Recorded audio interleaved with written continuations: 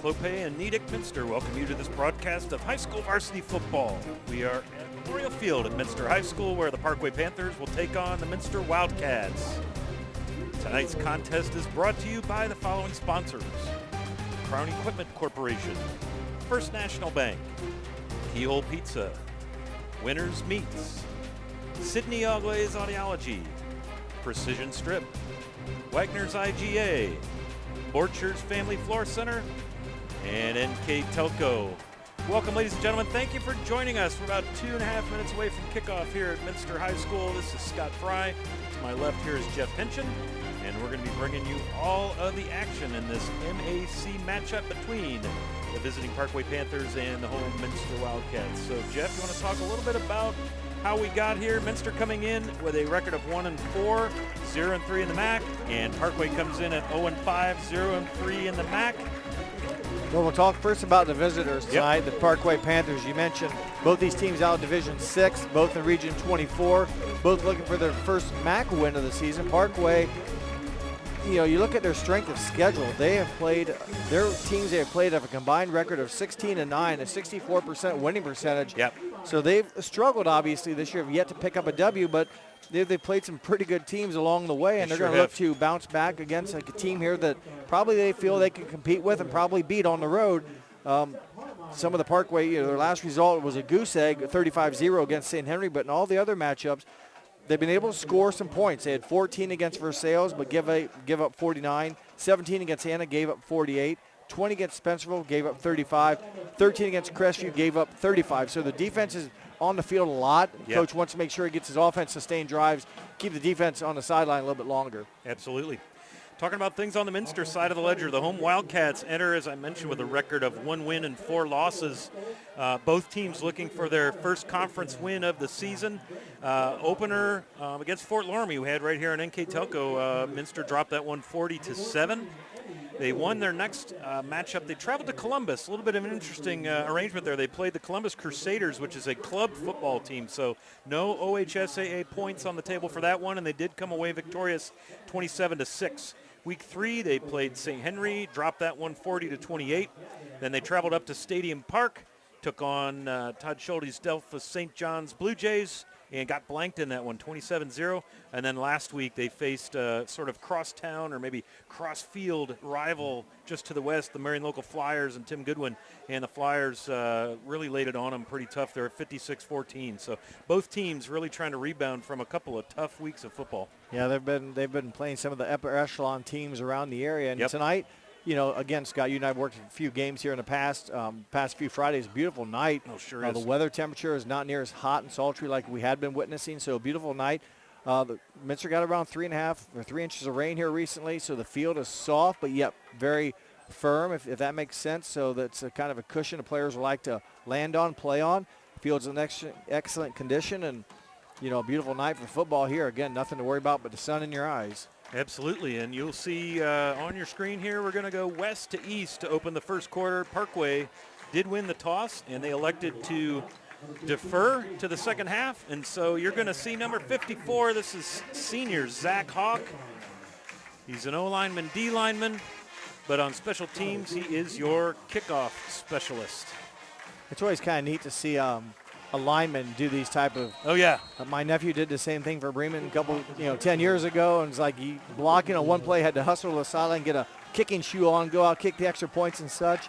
And I always thought it'd be neat in the NFL to have a draw lineman out of the hat and you had to go kick the extra points. Absolutely. Connor Schmiesing's got a gap up the left side.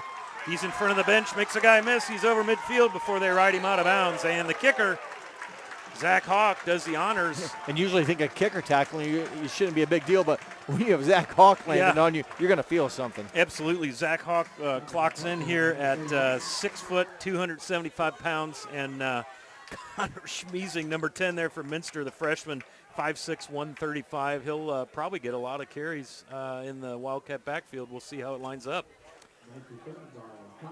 Minster keys for the game brought to us by Keyhole Pizza. Why don't you tell us a little bit about that, Jeff? Well, Coach Whiting would like his team to focus on what they can do, what they can control, play a complete game. They want to create TOs, force some miscues on the Parkway, get some easy field position or better field position, and limit mistakes and penalties on offense, specifically on offense. He wants his offense to run clean, and they got great field position here on the own 44 of Parkway. Absolutely, and the give is kind of right up the middle here. They try the A-gap left to the center, and Parkway is all about that one. So they're going to stuff the runner at the Parkway 45, and carrying the ball that time was number 12 senior Eli Rindler. And, congratulations to all the Minster seniors tonight on senior night as we tried to capture some of that for you. Now we've got 2nd and 11, and you see in the backfield with freshman Brogan Steffi, a quarterback, is senior Austin Wellman at running back. Trips, little bubble screen, and they're going to give to Wellman. He's going to try the left side. Parkway does a nice job of stringing that out. In on the tackle for the Panthers, number 12, Grant Ballenbacher. Will probably be calling his name quite a bit. One of the leading tacklers on defense, but also carries the ball quite a bit on offense. Well, good start defensively for the Parkway Panthers. I mean, what a tough situation our defense was put in, given the ball in their own 44. They've held Minster, I should say, to just 2 plays negative or no yards. So probably a 2-down situation here with Minster to get the 10 yards. But, boy, a good first opening couple plays defensively for the Panthers defense, who is, again, have given up some points, but look to make a stand tonight. Connor Schmeezing subs in, and he's going to get the carry. He's going to try to bounce it out to the left. Oh, faked me right out. The quarterback kept it run pass option. That was Brogan Steffi, and we will see that a fair amount tonight. We saw him in week 1 against Fort Laramie. Gains a lot of ground for the Wildcats, and he picks up about 4 there, gets the ball down to the 40. Well, you had me fooled too as well, Scott. I was following Smeezing, and I'm like, he's okay. We're going the other direction. So, I think it's difficult. We have trouble up here. If you're a defensive lineman, you're battling against a guy your size. How do you see where the ball's at? And I'm sure there's staying in your lanes helps. Steffi with some pressure. The ball is tipped. You see the Parkway player there, number 33. That is sophomore Logan Green, also a key tackler, key piece of that Parkway defense, and so they forced Minster turnover on downs on the opening possession. Boy, good stand defensively. And for Minster, you hate to talk about opportunities, but what a great run back, and then you really do nothing with it. Yeah, Parkway did a nice job of containing the run game and then sent guys off the edge and disrupted that pass play. So now Parkway will take over on offense. Number 8, sophomore quarterback Fletcher Smith. And now you're going to get a stoppage. Not sure what that is.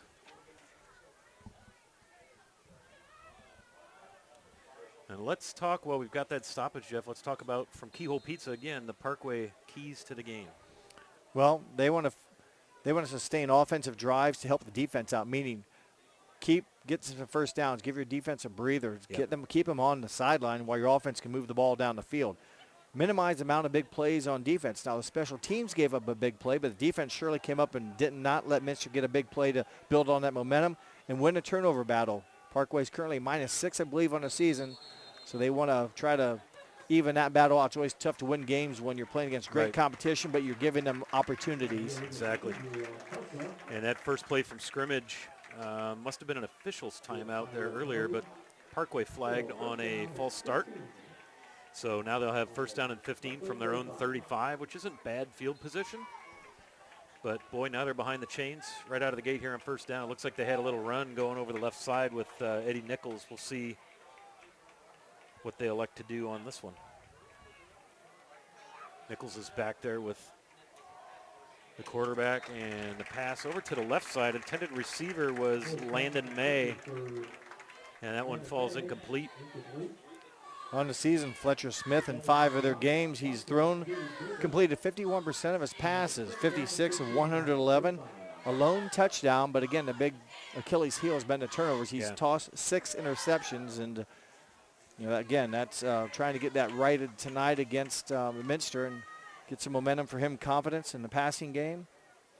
Jack Cooney, 2 interceptions on the season for the Wildcats, so I'm sure that statistic caught his attention in their week of preparation. Now on the shotgun, Smith drops back, empty backfield. He's got Ballenbacher cutting across the middle, hits him right in the numbers, and Ballenbacher unable to hang on to it. Minster, nice coverage right there. Looked like James Bainline sophomore linebacker was right there. Wouldn't have gone for much had he caught the ball. Yeah, 2 plays, though. You don't have to hit a home run every time, but if the receivers make those back-to-back catches, they probably pick up 3, 4, 5, who knows, Yep. 6. Right now you're at nothing, and you needed a bunch. Right, now they're 3rd and 15. Yeah. At least they might have been back inside the sticks had they completed those passes. So Yeah, this is a tough down and distance, 3rd and 15. Parkway's got 4 receivers. Little swing pass over here to Landon May, and Minster sniffs it out, does a nice job of using the sideline as that 12th defender. And so Parkway is going to be forced to punt. Yep. So it was a nice pass. At least kept the clock moving. I mean, that would have been a short down and, with 3 incomplete passes, but they really end up. How much did they gain on that, Scott? Nothing? Looks like maybe a yard. So 4th and 14 now from the 36. Back to punt. This will be Landon May. Well, they used the other punter. I'll get you a name in a second.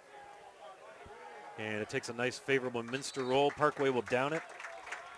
And that was Devin Crouch handling the punting duties. He comes in averaging just over 27, almost 27 and a half yards per punt. They use 2 punters here for Parkway, both Landon May and Devin Crouch.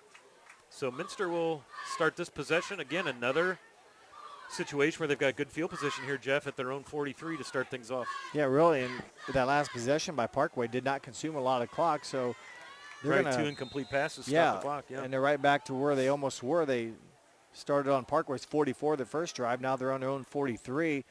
9:20 to play in the first quarter. So see if they get some momentum here on offense. Steffi rolls right, throws downfield. Nice job working the defense there. You see Eli Rindler gets open behind the first level and in front of the second level. They gave him a big cushion, and that's a first down catch for the Wildcats. 14 yards there on that pass and catch. They ran a receiver in motion, Chase Kaus, and it appeared that he pulled the defense away from Rindler, and Rindler just circled underneath all of that and was wide open. So that's probably the start that Coach Whiting was looking for here in his first year at Minster. Low snap, and Wellman has to fall on it. We saw that quite a bit in week 1 against Fort Loramie. I recall, Jeff, a lot of difficulties getting the ball back to that quarterback in the shotgun formation. So, man, 4 yards lost. So 2nd down and 14. They're behind the schedule now, behind the chains. Those are types of mistakes I think both coaches, hate to see, because that's something you can kind of control. And, it's not an easy task. I mean, the guys you see on TV make it look like it's easy, but there's a lot of pressure on the guy touching the ball every time, getting the snap right where it needs to be, usually in the blind. Another pass. Steffi buys time, rolls right, throws it downfield. Intended receiver was Kaus. Well covered there by, I think that was number 26, Devin Crouch in coverage. So 3rd and long now for the Wildcat offense. So again, you see the pain of that first down loss of yardage. Yeah, it's just kind of disrupts all the momentum if you're going to try to build anything. And again, these teams are not offensively explosive, or have not. They might be, but you can't do. They haven't done it consistently. How's that? So, it's a tough task at hand. Again, now they're out of system as well. 3rd and 14 from Parkway's 47. That's Rindler in motion. Steffi back to pass, coming to this side, and he hits. Kaus, looks like he picked that right up off the turf. Going to be a little short at about the 35, but again, down inside Parkway territory. This will be 4-down territory, so they got about 12 of those 14 yards on that one, Jeff. Well, it was a nice pass play. Had a couple of receivers over there, but he hit Kaus, and more importantly, got him much closer to a more manageable, achievable 4th and 3 now from, the 35-yard line? 35-yard line, yeah. You see Coach Whiting changing the play here. Minster got to the line quickly. 3 receivers up top of the screen here, 1 close. Play clock down to 5. Give us to Wellman. He'll go right up the middle. And at first it looked like he might get there, but boy, the interior of the Parkway defense stacked him up. Led in there by senior Jace Armstrong, number 75. And that is going to be another turnover on downs right at the 35-yard line this time, Jeff. So hats off to the Parkway defense.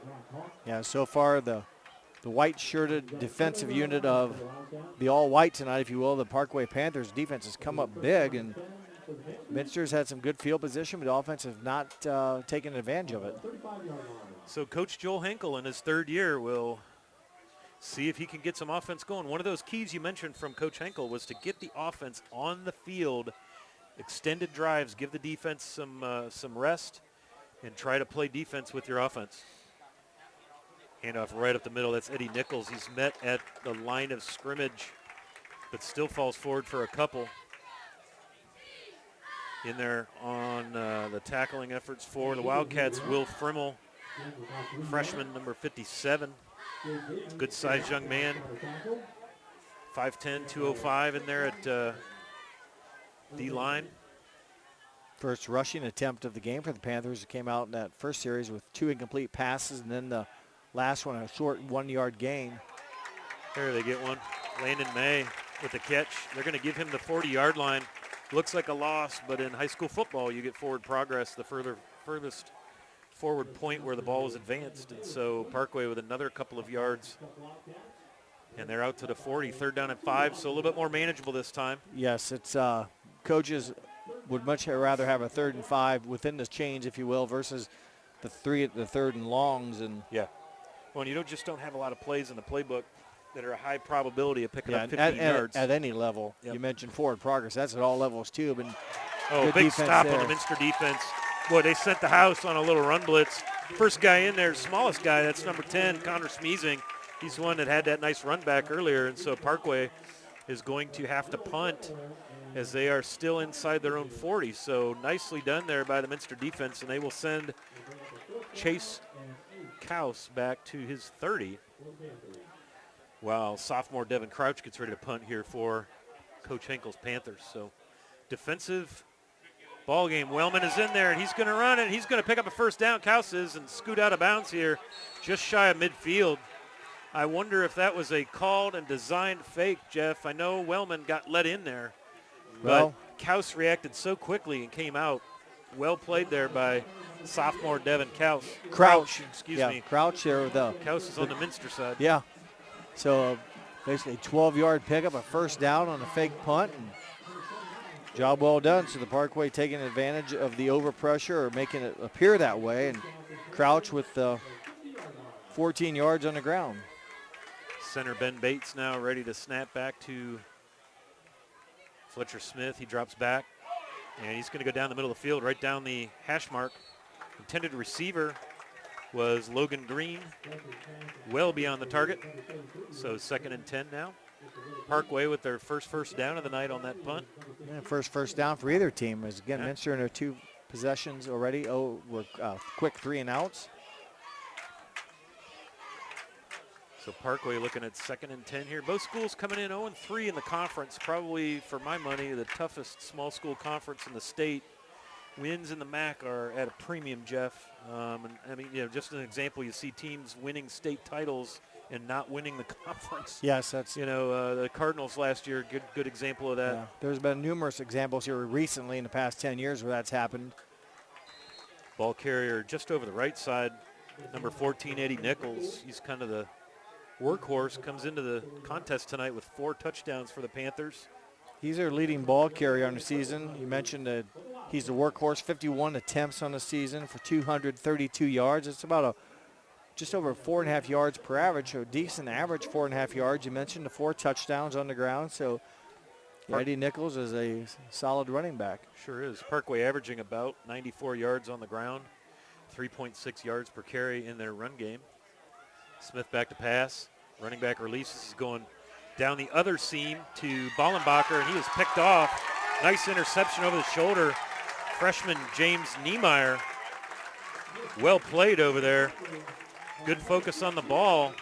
Looked like maybe the Parkway wide receiver lost the ball or didn't track real well, but boy, James Niemeyer sure did. So first turnover of the night goes to the Minster Wildcats, and they snuff out the Parkway drive.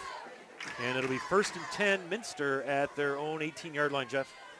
Yeah, just been the Achilles heel for the offense tonight, or for the season for the Panthers. They now have has thrown 7 interceptions on offense and had a drive going. We're moving the ball a little bit, and then the long ball.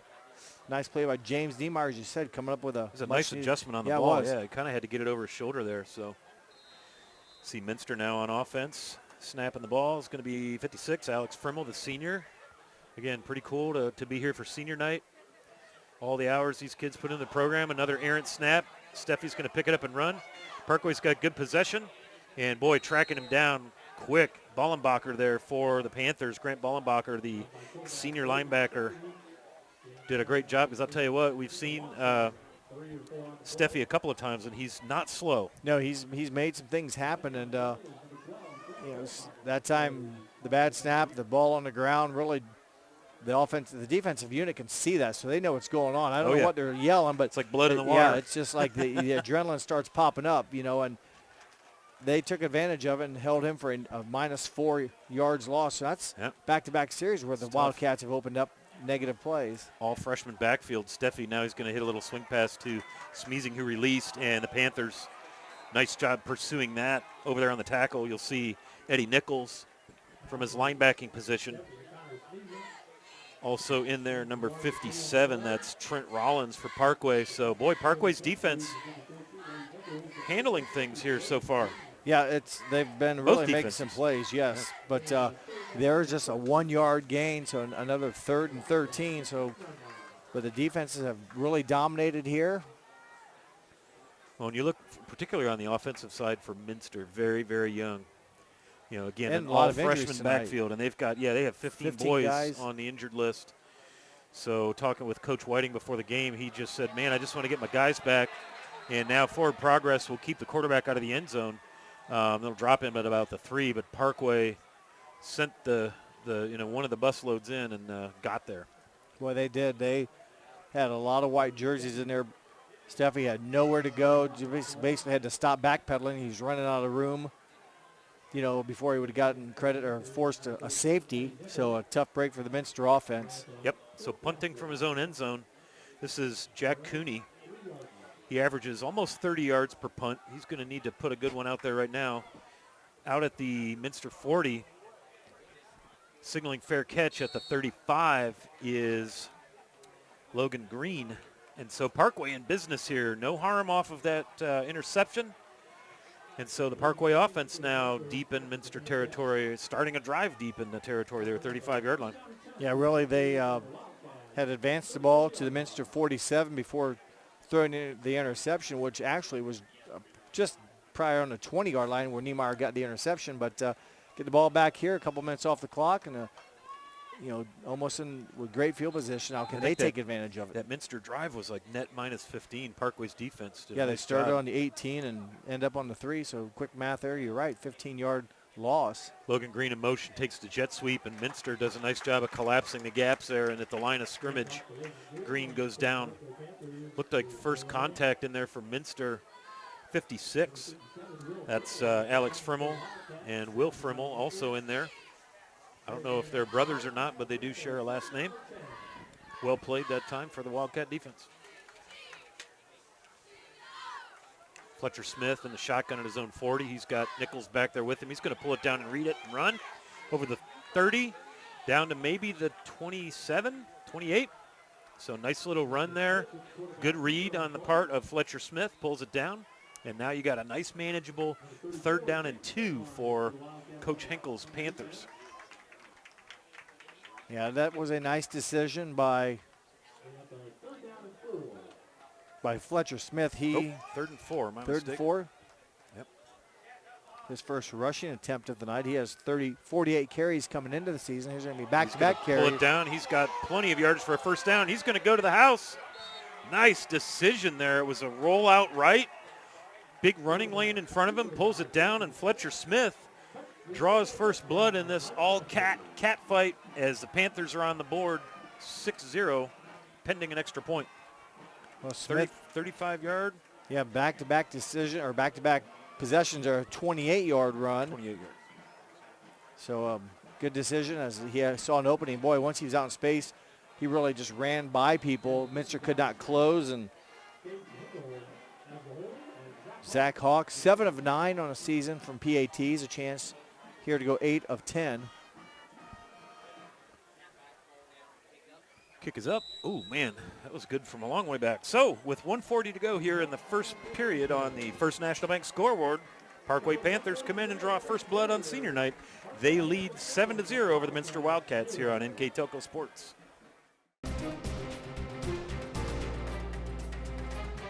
Kennedy Garage. Don't cuss, call us for all your auto repair needs.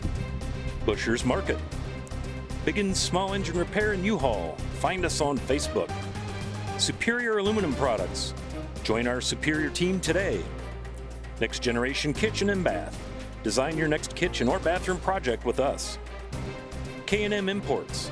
K&M Imports Sales and Service. Breichman Sales and Service.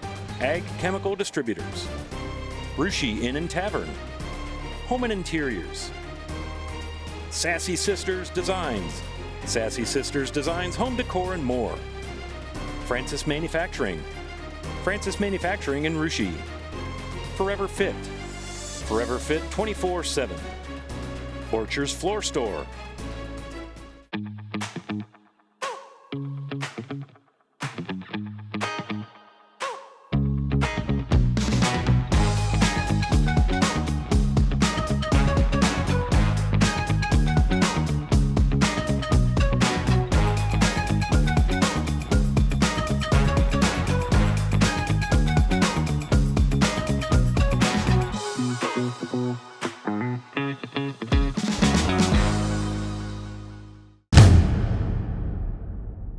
Are you looking for a new career with amazing growth potential? NKTelco Press and Automation is hiring for many positions right now. NKTelco is a global company that is growing with its sights on being a billion-dollar company. Machinists, service technicians, human resource personnel, IT specialists, electrical engineers, mechanical engineers, and many more. The opportunities abound at NKTelco Press and Automation. Go to minsterjobs.com now to get started on your new career with NKTelco. Clopay Corporation, America's favorite garage door, is now hiring for all manufacturing and over-the-road Class A CDL driving positions. Clopay is the largest residential garage door manufacturer in North America, and we are continuing to grow. Join our team and work in a safe, clean, modern environment. Clopay offers a great benefits package as an equal opportunity employer and a drug-free work environment. Imagine the possibilities when you open the door to your career at clopay.com/careers. Welcome back to Memorial Field here at Minster High School. Scott Fry, Jeff Henshin bringing you boys high school football, Midwest Athletic Conference. Matchup between the Cats, the Panthers of Parkway and the Wildcats of Minster, and Parkway on the board first. 28-yard scamper by sophomore signal caller Fletcher Smith. His second rushing touchdown of the season. And this will be James Niemeyer. Makes a guy miss, and he'll be brought down right at about the 30-yard line. So Minster, solid field possession. Logan Green on the tackle for the Panthers. So we'll see if Minster can respond. Parkway quarterback, a couple of nice reads there. Decides to pull the ball down and is rewarded for his efforts. Again, was following the last possession where he tossed his 7th interception of the season, trying to force it downfield. I won't say force it, just, Niemeyer made a great defensive play, passed it overthrown to his receiver. Niemeyer got it, but boy, Fletcher Smith came back, though, and responded with back-to-back runs, his first 2 of the night.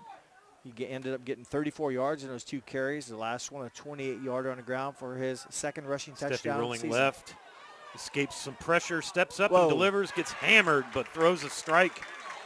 And that's very close to first down yardage. Number 12, Eli Rindler, catches the ball. Pressure applied there from Parkway. That was Landon May, 6'4", 190 against Steffi, 6 foot 150. So 4 inches and 40 pounds. And boy, Steffi really took one for the team there. Yeah, he did. That was quite a shot.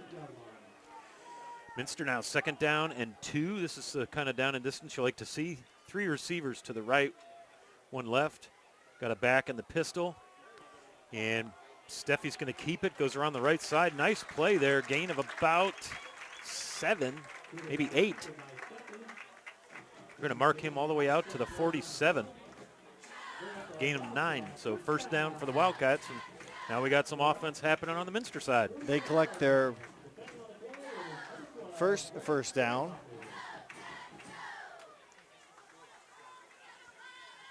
Sorry, second first down of the game.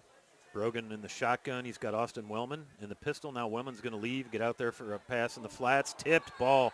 Boy, oh boy, the wingspan on Landon May, because they had something set up there, Minster did, and May, rushing past the quarterback, managed to get a Panther paw on that pass and knock it down. Yeah, 6 feet 4 inches. His wingspan is significant. Yes, and he's he stands out there at number 10. You can see him there in your picture right at midfield.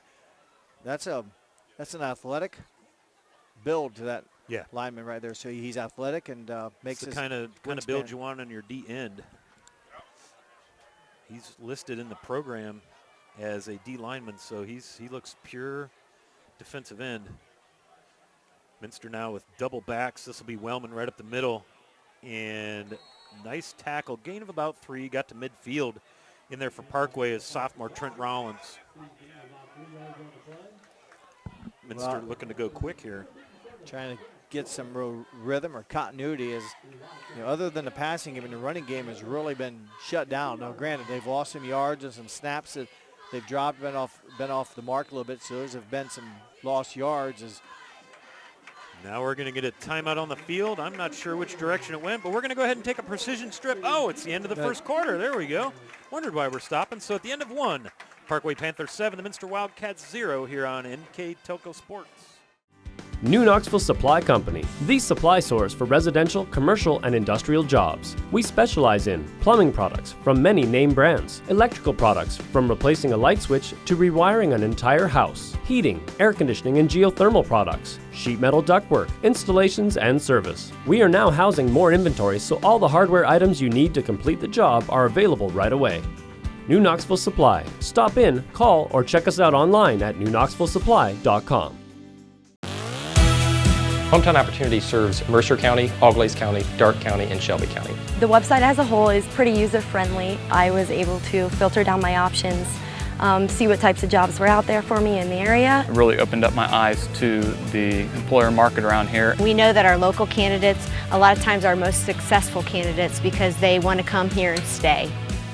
It's become the go-to site for anybody looking for a job in the region.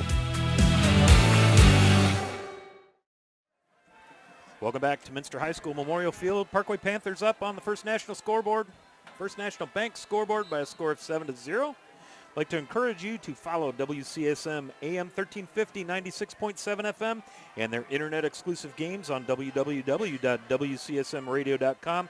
All season long, they are your sports leader in Mercer and Auglaize counties, and they are sitting right beside us here on their internet-only game. Matt Brunn's calling the shots for CSM. Steffi's going to go downfield, and he hits his man. Beautiful pitch and catch. Oh, incomplete. He must have come out. They wave it off. I'll be dog. Looked like Kyle's caught that. Must have dropped it on the way to the turf there, Jeff. So, like the fact that they're stretching the defense. Make them play honest.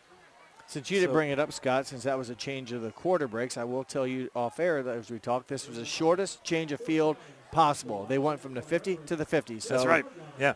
Nose of the ball on the east side of the 50, now the nose of the ball on the west side, and Minster will go ahead and line up to punt, and this is Jack Cooney.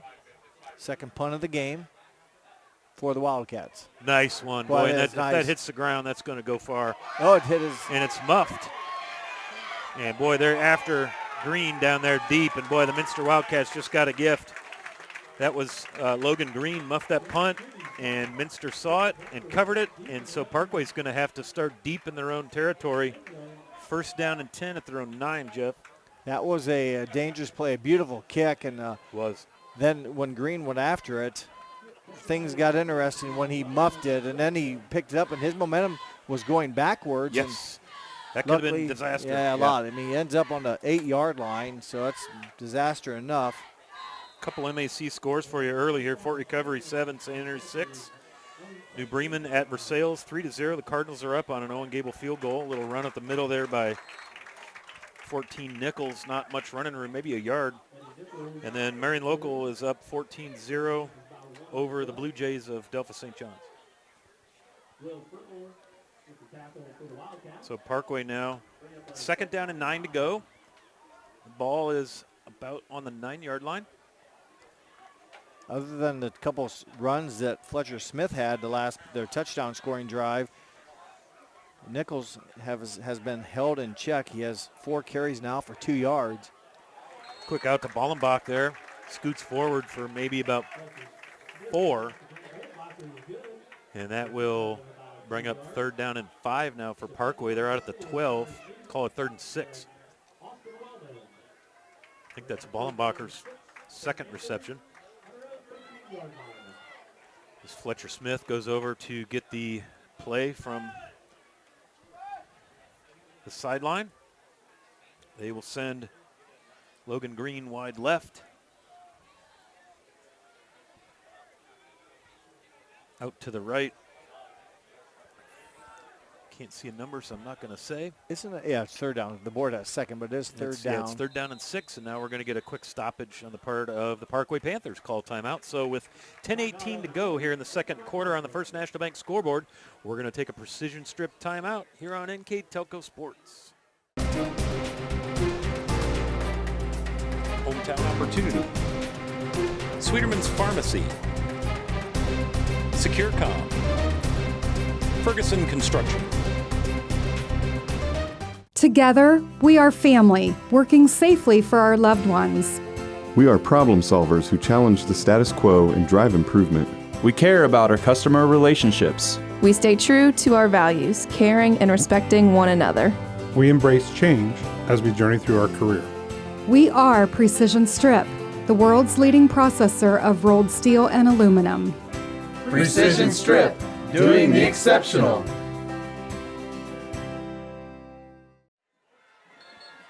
Welcome back, Minster High School. Thanks for hanging out with us tonight. High school sports, gotta love it. Great time to be alive if you're a high school sports fan. Beautiful weather. We got week 6 of the high school football season, and Parkway coming in off of a precision strip timeout here, Jeff. 10:18 to go, 3rd and 6. Big play for them. They're in their own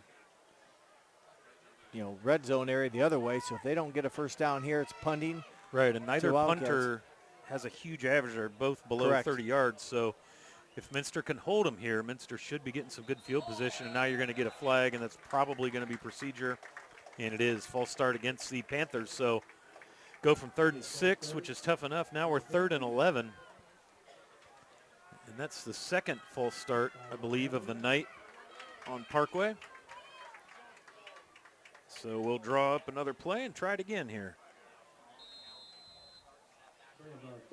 Yeah, back to our 2 penalties so far here in the first half for the Panthers, and what was somewhat manageable now becomes difficult again outside the chains, and just a difficult situation. You're on your own end of the field on the 8-yard line or 9-yard line. So Smith back to pass all the way. Now he's going to read, step up, big hole.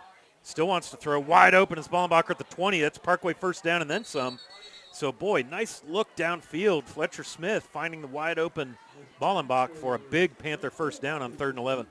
Well, they needed a big play. They get a big play. They move the ball out from the 8 all the way out to the 28. So give him 20 yards in that pass and catch. And what a big play. And he was nearly going to be sacked for a loss of yards and was near the line of scrimmage. Yeah, he pulled it down and got through a big hole there. And I thought he was thinking about maybe keeping it, but he pulled it up seeing that his receiver got free. So nice read there by the sophomore quarterback. And he will be, again, still in the shotgun formation. Got a back behind him. And we're going to get a little toss here to Nichols.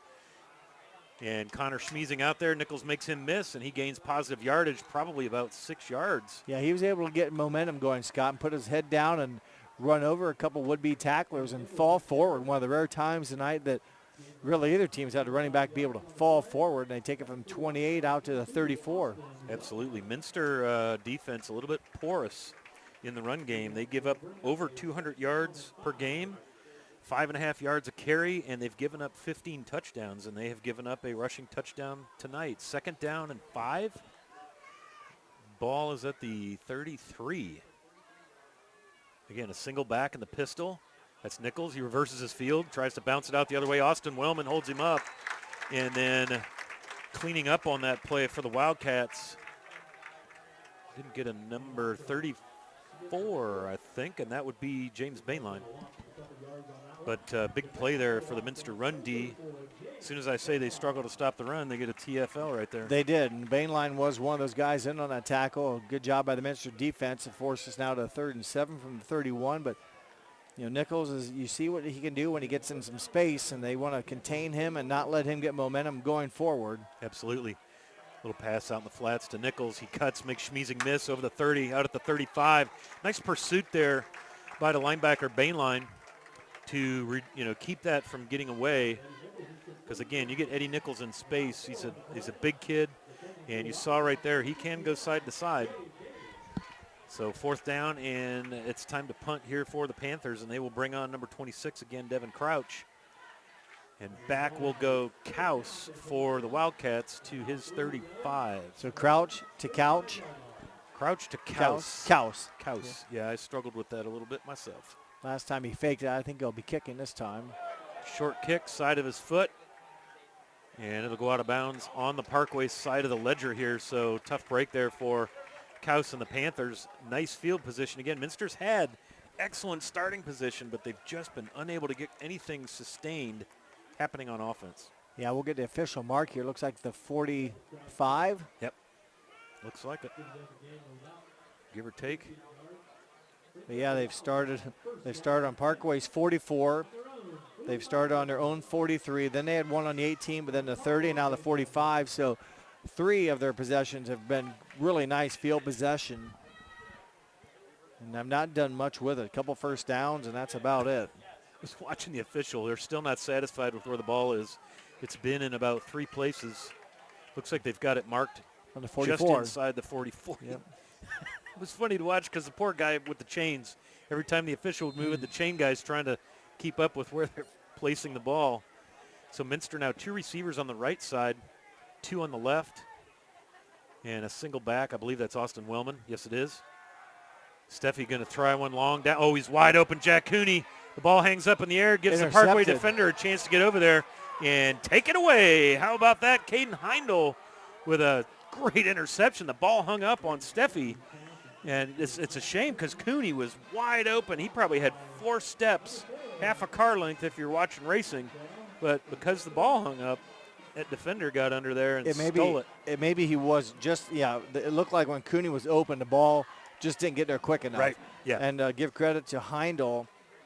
Closing the gap, the junior makes a big defensive play and adjusted beautifully on the ball and stole it. So Parkway defense coming up big. So each team now with a turnover, both teams wanting to win the, Minster wants to create the turnovers and Parkway wants to win the turnover battle. And right now the battle's tied, and deep in his end zone, Smith, little outlet to Nichols. He's got green grass in front of him. The corner steps up, makes a big tackle. Boy, nice play there. I think that was Connor Schmeezing. I'll tell you what. I think it was either Connor Schmeezing or Eli Rindler, but either way, both of those guys are about 150 pounds, and that's some pretty good tackling there because Eddie Nichols is there's a horse. He's a load. That's a nice play by the Panthers. Get it out quick. Yeah. Let Nichols go forward. They're able to do that. They get away from their goal line a little bit. They still, have some critical down and distance here, but basically the 2nd down and 3rd down to try to get a first down. Here's Nichols right at the middle. No problem with that first down, as you said, Jeff, as he drags tacklers over the 15 to the 16. So Parkway starting to feel a little bit here on offense. Boy, for Nichols, though, he has been held in check rushing the football. 7 carries for 11 yards. Yeah. Well, those tackles for losses are what's eating him up. He's had some pretty good gains, but they've been erased by his not good gains. Funny how that math works. So Parkway, again, they've had success spreading the Minster defense. We'll see if they try to RPO this here. Nope, just a little quick out. Ballenbacher catches it, manages to get back to the line of scrimmage. He was so low to the ground, it looked like maybe he was going to be down back there. Connor Schmeezing on the coverage. I'll tell you, number 10 for the Wildcats, freshman Connor Smeezing all over the field here, and that's, the future for Coach Whiting and the Wildcats is pretty bright with all these freshmen getting reps now. Well, they're kind of forced into action. I mentioned with the 14, 15 injuries. Yep. Devin Webker, Johnny Nixon, some big guys. Webker's a big loss. He's leading tackler on defense. Yeah, and of course Nixon, senior signal and others. caller. But those are some big shoes to fill, so it's forced into action. Smith rolls right, designed roll. He's got a linebacker all over him. Ballenbacher, nice catch and run over the 30, 35. He's got a little room, makes a guy miss. He could go. 16, no. Ballenbacher is going to take it down the right sideline. Can Connor Smeezing get there? He cannot, and that is 83 yards, pitch and catch. Fletcher Smith to Grant Ballenbacher, a couple missed tackles, and to the house. Well, that'll, how do you want to say, add to the stat total there on the 83 yards, but big play is Ballenbacher, his first touchdown reception of the season, and he took it. He created a lot of the pass wasn't that far downfield. He ran a lot of yards after catch is probably the best way to say it. Got a lot of yak yards and a lot of yak. Zach Hawk will have a chance to go 2 for 2 tonight, make him a 9 for 11 with this PAT try. So 5:59 to go here on the First National Bank scoreboard, and we got a cat fight down in front here on the track as the Panther and the Wildcat sparring a little bit while we wait for this point after attempt. Love when they bring the mascots. And Hawk very, very close on that right side, and it is no good. Just a little wide right. So just under 6 minutes to go here before half. The Parkway Panthers 13, the Minster Wildcats 0 on senior night on NKTelco Sports. Wagner's IGA has been servicing their communities for more than 95 years, spanning 3 generations. Wagner's founded their business on 2 basic principles: excellent customer service and quality products. Visit all our locations and experience the finest selection of deli, fresh meats, and variety of beverage choices. While there, don't forget to check out our vast selection of fresh coffee beans, produce, dairy, and bakery items. Visit Wagner's today in Minster, Fort Laramie, and New Bremen, and check us out on Facebook. Welcome back to Memorial Field, Minster High School. I'd like to thank Athletic Director Josh Clooney for having us. Always nice to come to Minster. I think this is my second trip here this year. My third. And your third. So Parkway, 13-0 here on the First National Bank scoreboard, thanks to a 28-yard run by quarterback Fletcher Smith and then a 83-yard hookup between Fletcher Smith and the senior receiver. Then the program is a running back, but he runs out of the slot quite frequently. And mostly yak, yards after catch, is the kick down the right side. This is Smeezing at his own 12, up over the 25-30. Shucks and jives, and the 30 is it. So Parkway covers that decently, and Minster will be in business, and they need to get something going here. Yeah, they've been out of business. So you need to get something started here. Easier said than done, but they've had a struggle here on offense, and turnover the last possession on a great interception by Caden Heindel. Yeah, boy, that was a big play, because that looked like Minster 6. Yeah, and definitely. The ball just hung up. It did, and so an opportunity there. See if they maybe try it again. Because Cooney definitely had some a spacing gap, whatever you want to call it. But down 2 scores now. You'd like to get something before halftime, and well, I got plenty of time. 5:49 to go here on the First National Bank scoreboard, as you see here in this beautiful facility. I believe that scoreboard is only 2 or 3 seasons old. They did a big renovation of the facilities here, and beautiful. And that is Kaus in motion. He'll set over here on the right slot. Steffi gives it to Wellman up the middle, kind of picks his way through there. Gains maybe 3, maybe 4. In on the tackle for Parkway is junior Eddie Nichols. Second down, 6. Mention this matchup tonight between the Cats variety, if you will, the Panthers and the Wildcats.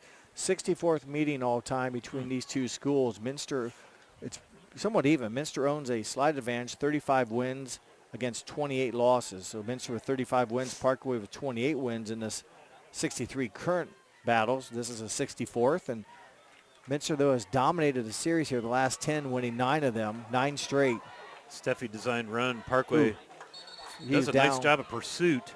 Number 4 comes in and upends him. Caden Heindel had that interception earlier. The ball did come out, but as is customary, the ground cannot cause a fumble. They're going to mark him about a yard short, so 3rd down and 1 at the Minster 39 for the Wildcats.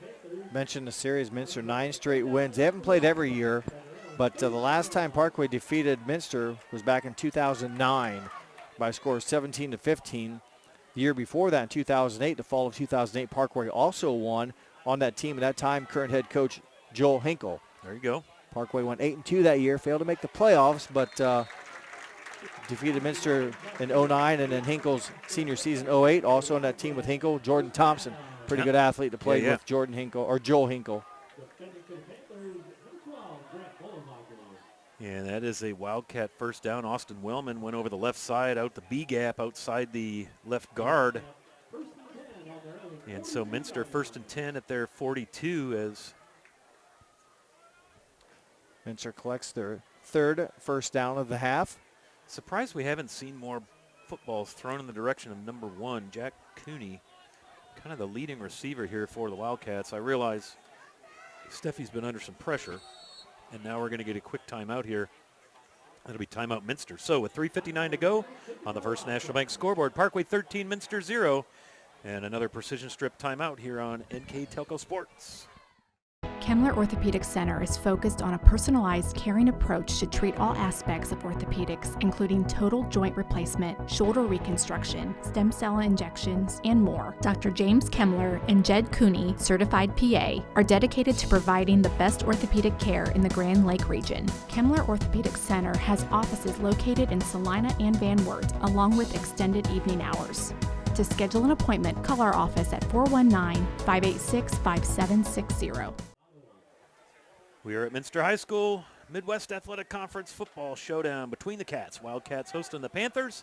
So far, Parkway with the only score on the night, 13-0, pitching a shutout here in the first half. You mentioned before the timeout, Minster trying to get the ball to Cooney. He is our leading receiver on the season with 11 catches, 269 yards. That's a very healthy 24, almost 25 yards per catch. Yep, he's their downfield threat, and now we got a ball on the ground as Logan Green pummels the freshman signal caller, bounces right back up. That's good to see, but that coughed the ball up, and so Minster's going to lose 8 yards. So 2nd down and 18 now for the Wildcat offense. Nice pressure there. Sent the linebackers in. And we've seen Parkway get in the backfield at will at times almost tonight. And that's probably why we haven't seen a lot of Cooney, you mentioned. But that play that they went to him, the possession before, if he catches that, another big play for Cooney. That would have been a big yard. Been a big one, almost a 44-yarder. That would have helped his average. But he's been able to get some big catches. Pressure now on Steffi, finds a man, works open. I think that's Kaus, and it is. And he goes out of bounds at about the 47. So Minster with about a 13-yard gain right there, picks up a bunch of that lost yardage, and so now they're back inside the sticks. Should be a 3rd and 6. Nice play there. Again, freshman Brogan Steffi at quarterback for Minster. Under some pressure from number 57, Trent Rollins, having himself a nice night. We've said his name a few times now. And that front 4 for Parkway, Rollins, Jace Armstrong, Zach Hawk, and there goes your little post pattern by Coos. Unable to pull that down. Heindel in coverage there for Parkway. Well, there's Cooney. We talked about number 1, the receiver for the Wildcats. They tried to hook up with him, and they had an avenue, just couldn't come up with a connection. I think I said Coos there. Sorry about that. That was Jack Cooney. You're right. And so Jack will go back now and punt for Coach Whiting. He'll stand at his 32. And back at the 15, Logan Green, number 33. Oh, bad snap. Oh, this is tough here because here comes Nichols. And so Cooney has to fall on it at the 20, and so Parkway now with 2:56 to go on the First National Bank scoreboard is in business here, Jeff. They can really blow this thing wide open on a short field if they can punch it in here. Wow, that one from the 47 is where it was snapped all the way back to the 20, so minus 27. Not sure who gets credit with that stat, but that will hurt your offensive numbers. And more than the numbers, it gives Parkway, great field position, as you said, Scott, on their own 21, or Minster's 21-yard line. A couple MAC score updates. St. Henry 20, Fort Recovery 7, still in the second quarter. And New Bremen at Versailles, Cardinals scoring a touchdown pass, 9-7. I didn't see who got the Versailles score. The point after was blocked for the Cardinals. And now we're going to try for the corner of the end zone. A little hand checking, a little fight in there. Looked like Heindel was the intended receiver. No, that's not correct. I believe that was Landon May back there on defense for the Wildcats. Eli Rindler did a nice job of turning around right at the last minute. And the ball falls harmlessly to the turf, 2nd and 10. Well, Parkway definitely likes to, air it out a little bit. We've seen a lot of passing already here, 13 attempts in the first half out of Fletcher Smith. Has a touchdown and an interception. Marion Local 14, Delphos St. John's 0 halftime. Now this is Logan Green going to pick his way through his first carry of the night, I believe, and he drags a couple of tacklers. And he's down inside the 20 to about the 17. Logan Green does rush the ball for the first time tonight. Just 13 carries coming in for just under 100 yards, so not a lot of opportunities, but does muscle forward Scott there for 4 yards. Well, and 100 yards on 13 carries, that's got to be over 7. Yeah, I was going to say it's got to be over 7 yards. So, yeah, decent average, just not a lot of volume. And he's going to stay in the ball game in the pistol to the right of Fletcher Smith. Passing down here. Oh, nice little curl there. Wide open Landon May, and Smith hits him. And that is 2-3 yards beyond the markers, Jeff. And so this is going to be 1st and goal for the Panthers as Fletcher Smith connects with sophomore Landon May. A 6-yard pickup, and I think Landon May, we talked about him earlier, 6 feet 4 inches, a huge nice target, yeah. Very nice target. So the Panthers, 1st and goal here, just inside the 10-yard line, 1:55 and counting here before halftime on the First National Bank scoreboard.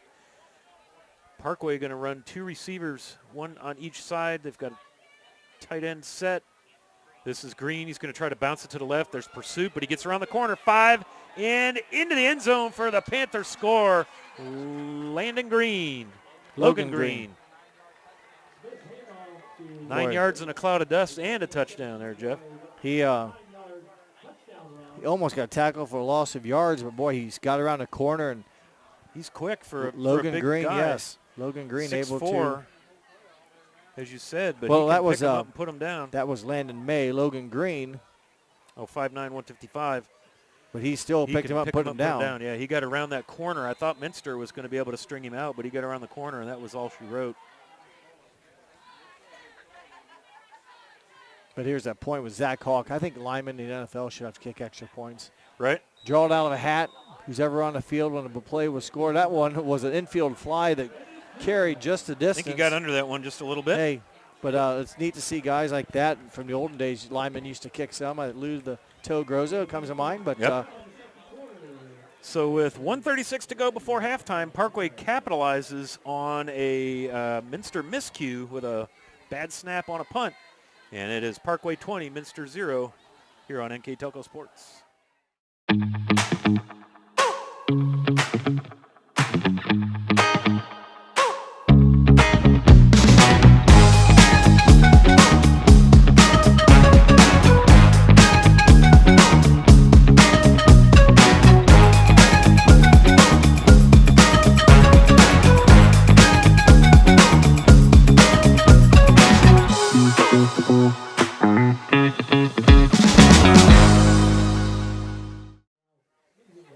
Back here at Minster High School, just 1:36 to go before the halftime intermission. And the Parkway Panthers, 3 scores here in the first half, 1 missed extra point, and that gets us to 20. And Minster struggling on offense. The Parkway defense taking care of business so far tonight. And Zach Hawk set to kick off.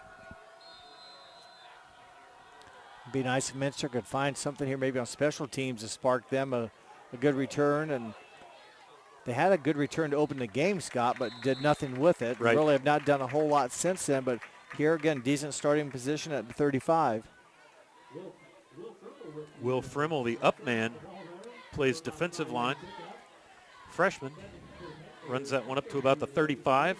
That'll make your heart skip a beat if you're head coach Seth Whiting when you see one of your defensive linemen receiving a kickoff, but Frimmel did a nice job Yeah, there. he did. He caught it, didn't do too much fancy with it. You know, there's sometimes technique form, they're not used to carrying a football, taking hits, and did a nice job just kind of getting it, securing it, and securing it versus letting it hit the ground and bounce around towards the other end of the field. Another So low nice job. snap, and here comes the pressure. Cooney, Cooney. nice little comebacker, gets out of bounds, so a gain of about 6, stops the clock. Looked like Steffi was going to be in trouble there, but he finds Cooney. And I tell you, for a freshman, this young man is playing pretty poised football, considering I think he's had 3 low snaps, a lot of pressure tonight, and he's made some good plays. He has, and that was Cooney's first reception of the night. They've gone to him a few times. He comes in again with a very healthy average of 24.5 catches per catch, which he had 11 coming in, so that makes it 12. He does have Minster's 3 receiving touchdowns. Pocket collapses, and Landon May all in there, all 6'4", 190, and Steffi goes down close to the original line of scrimmage. And timeout Parkway, And they're going to try to. Parkway. Let's go ahead and just keep it right here while we're hanging out here, Jeff. So 1:12 to go on the First National Bank scoreboard. Minster, like you said, just trying to get some momentum going here into the locker room, something positive to talk about offensively. And right now they're going to have a tough time maybe coming up with a conversation. Credit to the Parkway defense. They're a little bit faster tonight, a little bit stronger maybe, and getting to the quarterback much quicker. And you know, when you do that and you can't even kind of have an effective downfield game, it really allows the other guys on the line and such to crowd the line and make it difficult to run the game. So Parkway really gelling now on defense, and that's made it very difficult for understaffed, maybe Minster offensive unit tonight. Again, missing numerous people tonight. Talked to the Parkway radio guy here tonight, and he thought they were all healthy. So, you know, when you have your full staff that have been playing all 5 games or 5 many weeks of minutes, football. Yep. you get, it makes a difference. Now you get Sure guys does. that are new position, maybe a little bit younger, being forced to play. Anyhow, it's been a tough battle tonight for the Wildcats, but you know, chance here on 3rd and 9 to go to work again, and Parkway's going to try to stop them and use their last timeout and get the ball back. Minster going wide out. They're going to Parkway sends one linebacker, a little pass underneath. I don't know if that was supposed to be a screen, but boy, were the linemen downfield a long way. And now you're going to get a timeout Parkway. So Parkway's thinking, hey, let's get a stop. It's 4th down now. Let's get the ball back and make something happen. And so with 1:03 to go before the half, Parkway calls a precision strip timeout here on NKTelco Sports. Not every kid wants to go to college. Some kids work better with their hands. It's a good thing that they come and they learn hands-on. Once you gain a skill, that's yours. There's always room for advancement within the trades. Like conditioned to believe that you had to go to college to be successful. And now I genuinely think that trade skills are extremely valuable, and we need a lot more people that are willing to go that route.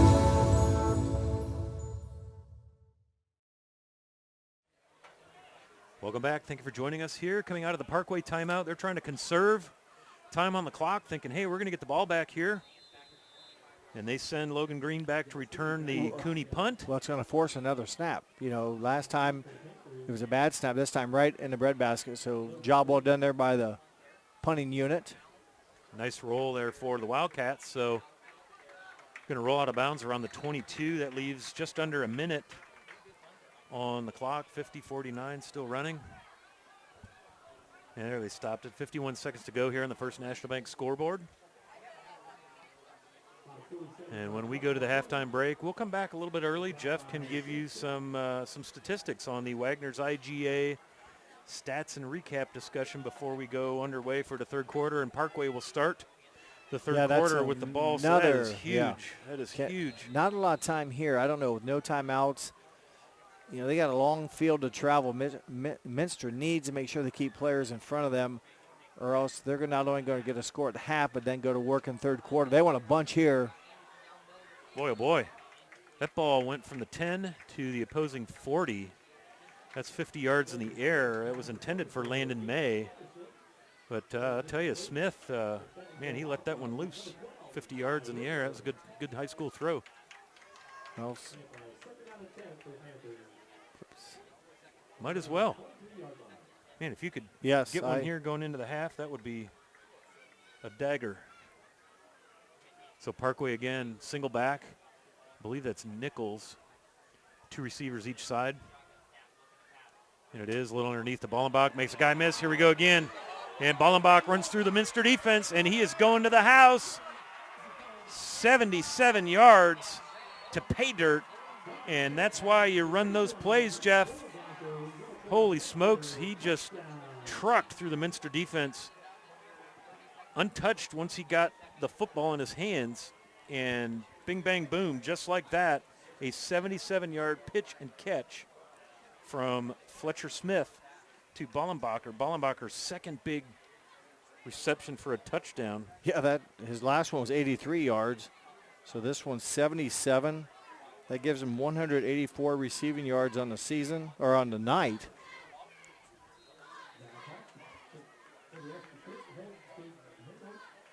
What a big, huge play. Wow, a lot of speed. Once number 12, Grant Ballenbacher, got it, he was a tough catch. And what a finish here to the half for the Panthers. They've really scored well their last 3 possessions. Yeah, they sure have. All basically under 6 minutes. They scored their second touchdown at the 5:59 mark. Then they scored at the 1:36 mark, and now score at the 32nd mark here of the second quarter. So really wearing down the Minster defense here late in the first half. So we'll go ahead and keep it here as they get things lined up to kick. Again, we mentioned Parkway is going to get the ball to start the second half. So Coach Henkel kind of wants to put the nails in the coffin here in the first half, so to speak. And they lead on the First National Bank scoreboard, 27-0 over Minster. So well, they got a lot of positive energy right now. That's going to be a happy locker room for the men in white. And the men in black tonight, or in the first half, going to have a tough few minutes in the locker room. Just not a lot going right for them again. And you can only say so much. You just gotta absorb it and go out and continue to compete. Yep. Continue to battle. This is where you find out what your team character is all about when you're in these tough spots, this adversity. See who keeps grinding and who doesn't. Hawk now with a line driver down the middle, and Schmeezing will end up with it at about the 10, 20, 25. Boy, he's quick through the hole out to about the 33. And so Minster will start off here with about 20 seconds on the clock before the half. You mentioned Minster's. I'm sorry, Scott, go ahead. I was just going to say quick updates here. Coldwater over Anna, 21-7 in the second. And then a halftime score, the Versailles Tigers 17, the New Bremen Cardinals 9 down there at Whole Field in Versailles. Both teams 4-1. Huge looking to separate themselves here in the conference. Big game. Yeah, it is, and we're week 6 here. What's a little bit of a luxury, I hate to say it, is nobody wants to lose, but you can absorb a loss now, and still move on because of the expansion of the playoffs. Right. A lot of these teams, if you can win over half your games, probably you're going to have a chance to play week 11, but still, the league title's at stake, and that's a big, huge honor. That's a big deal, especially in the MAC, yeah. And, yeah, Versailles. At any sport, in any level, whether it's football, basketball, or volleyball. In the MAC, it's a huge accomplishment. Whoa, nice almost pass right over the linebacker and right down under the corner. Beautiful.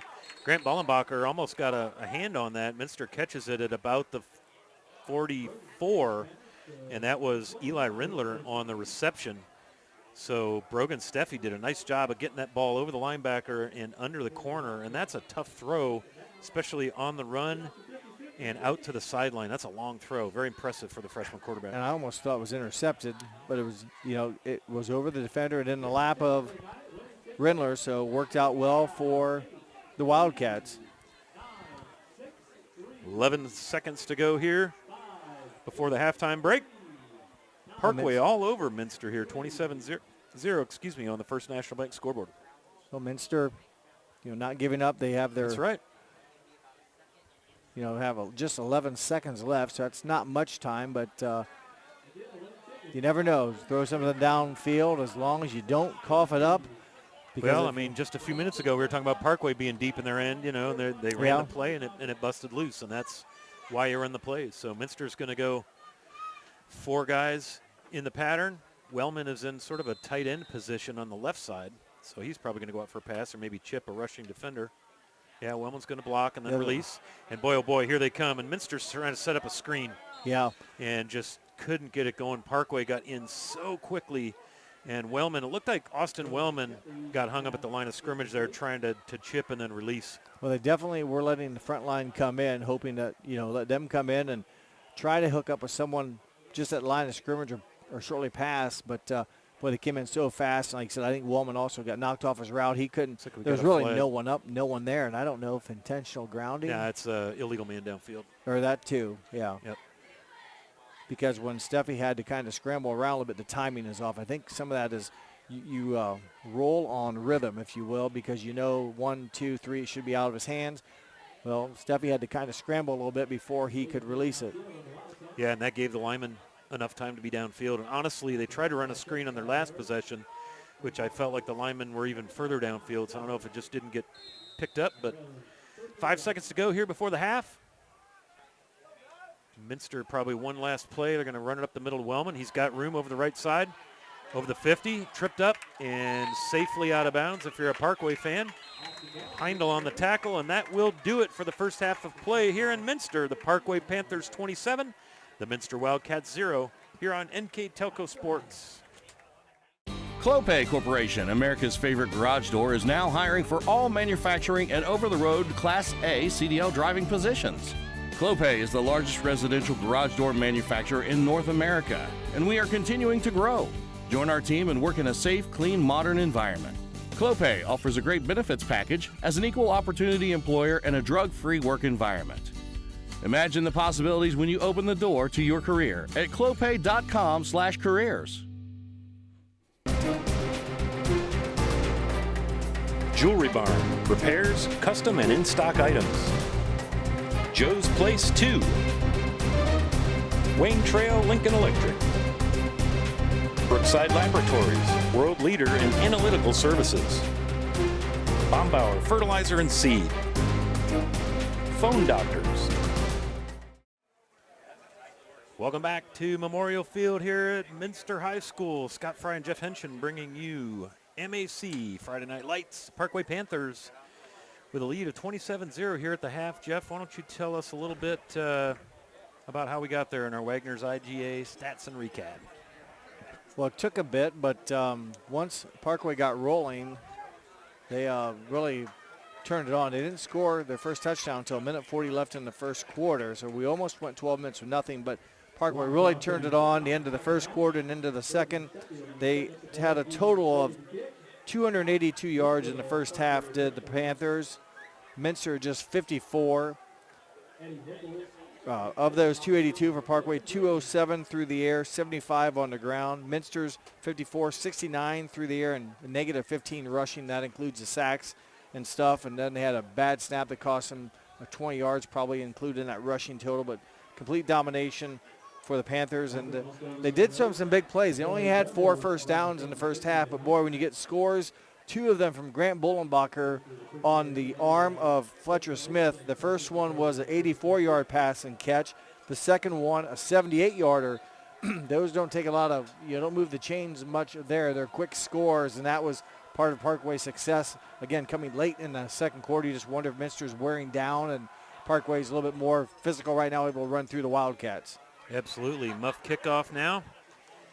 And this is Nichols over the 25, dragging a couple of guys out to the 30. Good, strong return there, so Parkway will be in business. 1st and 10 at the 30. A couple of scores, Marion Local in the third quarter now over Delphos St. John's, 21-0. St. Henry all over Fort Recovery at the half, 27-7. Got some WBL scores here. Wapakoneta 31, Kenton 0. I believe that's our full production game tonight. Van Wert 26. Ottawa Glandorf 7, Elida 14-0 over Defiance, and Bath 14, Salina 3. Those were all second quarter scores. So Parkway looking to open up shop here. They're going to put 2 receivers on either side. Nichols will be back there with Fletcher Smith. A little comebacker. That is, I believe that is Logan Green. And now we've got a fumble. Minster saying they've got the ball. The gentleman in the white hat, whose opinion matters most, says he was down. But it is a 3-yard loss to start things off for Parkway. In the first half, Fletcher Smith, 10 of 16 through the air, a couple touchdowns and 1 interception to his marks. Again, it was Grant Bullenbacher, the big half, 5 catches, 184 yards receiving. Yeah, and the 2 long scores. And a lot of that yardage was what they call yak yardage, right? Yard after catch. He made some guys miss and then gone. Yep. Now run up the middle by Nichols, met at the line of scrimmage. Minster shuts that down pretty nicely there. Maybe a yard in there on the tackle for the Wildcats. You seem pretty fired up there. That's number 51. That is Gabe Davis, the freshman. Again, Minster, the story of their season, they've got a lot of guys hurt right now, and so you see a lot of freshmen and sophomores on the field here for Minster. So while it may not be much fun this season, at least guys are getting reps that should bode well for the future, especially if Coach can get his team healthy again. Yeah, it never helps when you have injuries and such, and you got guys being forced in and maybe playing out of position, but something every team goes through. Parkway, though, right now, not many injury bugs to speak of, as they've been fortunate. And there's pass interference. It might be. Looked like Eli Rindler was covering Logan May. I'm not sure that was remotely catchable. Maybe they're going to say he held, which is what kept May from getting under the ball, but where the guys went down there at about the 41 and where the ball was, which is hit the ground at about the 35, 34, I don't know how May would have ever had a chance at it. Yeah, so we'll see what the call is here. A lot of discussion, and 2 flags are down. I always wonder if they see different things, like offsetting, or, I mean, they'd each call one. Maybe the offense was holding. That's what I thought. They're going to pick up the flag. Yeah, that was an uncatchable ball. Yeah. So good call there. And so that's going to force Parkway to be punting now on 4th down. So great job by the Minster defense coming out and shutting down the Panthers. A net -1 yards on their opening drive. So just what the doctor ordered if you're a Wildcat fan. Yeah, long way to go, but you got to start making plays somewhere. Start somewhere, yeah. Yep, limit the damage and move on and see what type of return they get here on just the 3rd punt of the game now. We're coming up here from the Panthers. Minster almost gets a hand. That was Austin Wellman. Kaus going to catch it on the run. Very dangerous, but it pays off. He gets through, and he may go to the house. Minster touchdown! Wow, what a play! Oh, man. Chase Kaus taking the risk. The junior wideout catches that thing on the fly, Jeff. And if he'd have muffed that, that could have been trouble. But, man, he takes it to the house. And Minster, just like that, with 10-11 to go on the First National Bank scoreboard, is on the board. I want to say he got that ball at about the Parkway 40, maybe 45 in traffic. And, man, was that crazy. I wish we had a Winners Quality Meats replay to see that again. That was something. You have to DVR it and rewind it yourself when you're watching the game. But what a spark from number 15 you mentioned, Chase Kaus, and much needed for the Wildcats.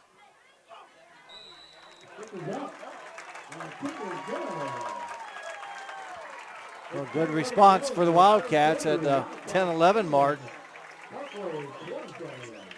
So Minster on the board here in the 3rd quarter on NKTelco Sports.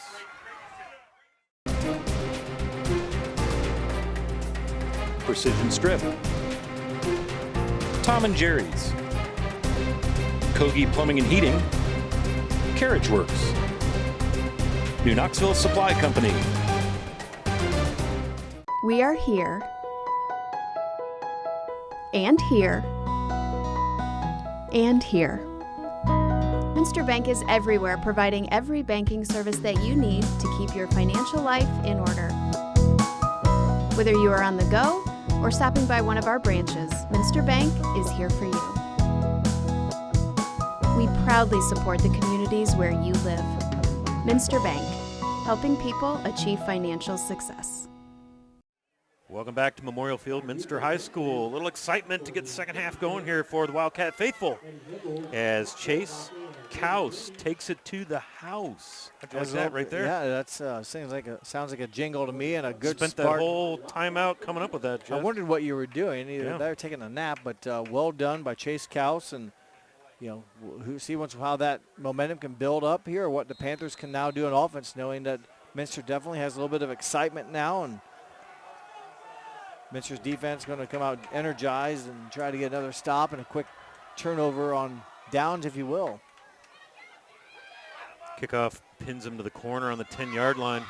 And right up through the middle and still going is the return man. I think that's Nichols, all the way out to the 45. Eddie Nichols, I believe. We'll get a number for you. The Brogan Steffi kickoff, and it is Eddie Nichols. That's a 36-yard return. Now they're going to mark him at the 45, so 35-yard return. Yeah, he almost answered looked like he was answering the score right there with his own return. Absolutely. A couple more MAC scores now. Marion Local up 21-0 over Delphos St. John's. St. Henry 34-7 now over Fort Recovery. And New Bremen adds a field goal, so 17-12 Versailles in a real, as they say, a real slobber knocker at whole field. And now Smith, with plenty of confidence, rolls to his left. Caught by Bullenbacher's, making guys miss. And Minster trips him up. I think that was Bainline, the linebacker, but a big first down play. And you could just see the difference in Fletcher Smith's play right now. He's just the confidence, rolling, throwing, and that pass to Bullenbacher has been there all night. Well, now we'll give Bullenbacher just under 200 yards official. I have him at 199 on that catch, and he's having a heck of a night here. Another first down, the 5th of the game for the Panthers. Again, they've scored some big plays. They haven't had a lot of first downs. Nice job by Fletcher Smith evading capture. He's over the 40, cuts back the other way, and he's going to get all the way down inside the 35. Kind of went down a little awkwardly there. Looks like he's all right. That's good. Made something out of nothing. Yeah, good coverage downfield. Looked like they were going to get him dead to rights in the backfield. Made a couple guys miss. You're right, Jeff. So, again, he's one of their leading. He doesn't have a lot of yards scrambling on maybe the sack yards have hurt him, but he came into the game with 48 attempts. Eddie Nichols came in with 51. So he's second on team in attempts. Smith only 61 yards on the ground, but remember, he had the first score of the game on a 28-yard run. Scamper. Now he's going to go down the right sideline. He's got a little separation. The ball hangs up. Oh, what a catch! Wow-wee. Down to the 10. What a catch down to the 10-yard line. Let's see who that is. I think that's number 23, Creedon Niddle. Logan Green, or Logan. Was it Logan Green? 33. Yeah. Okay, some of those numbers are hard to pick up from between my age and the distance I am from the players. So first and goal, Parkway coming out on their second drive. All business here as they march down the field in short order. 8:38 to go and running on the First National Bank scoreboard is Parkway now in business. First and goal at the 10. Nichols behind Fletcher Smith. It gives to Nichols up the middle, and he drags a couple of tacklers down inside the 5 to the 3. So, boy, nice first down yardage there, and you could just feel the momentum swinging back in Parkway's favor here. Yeah, the momentum, if you want to call it what the Minster had, which it was well-deserved, a big momentum play by Kaus, but Parkway is really on this drive. Now, if they don't come away with the points, they'll miss the opportunity, but they punch it in here, they will have answered that challenge, if you will, of the Wildcats to swing the momentum. Pass falls harmlessly to the turf in the end zone.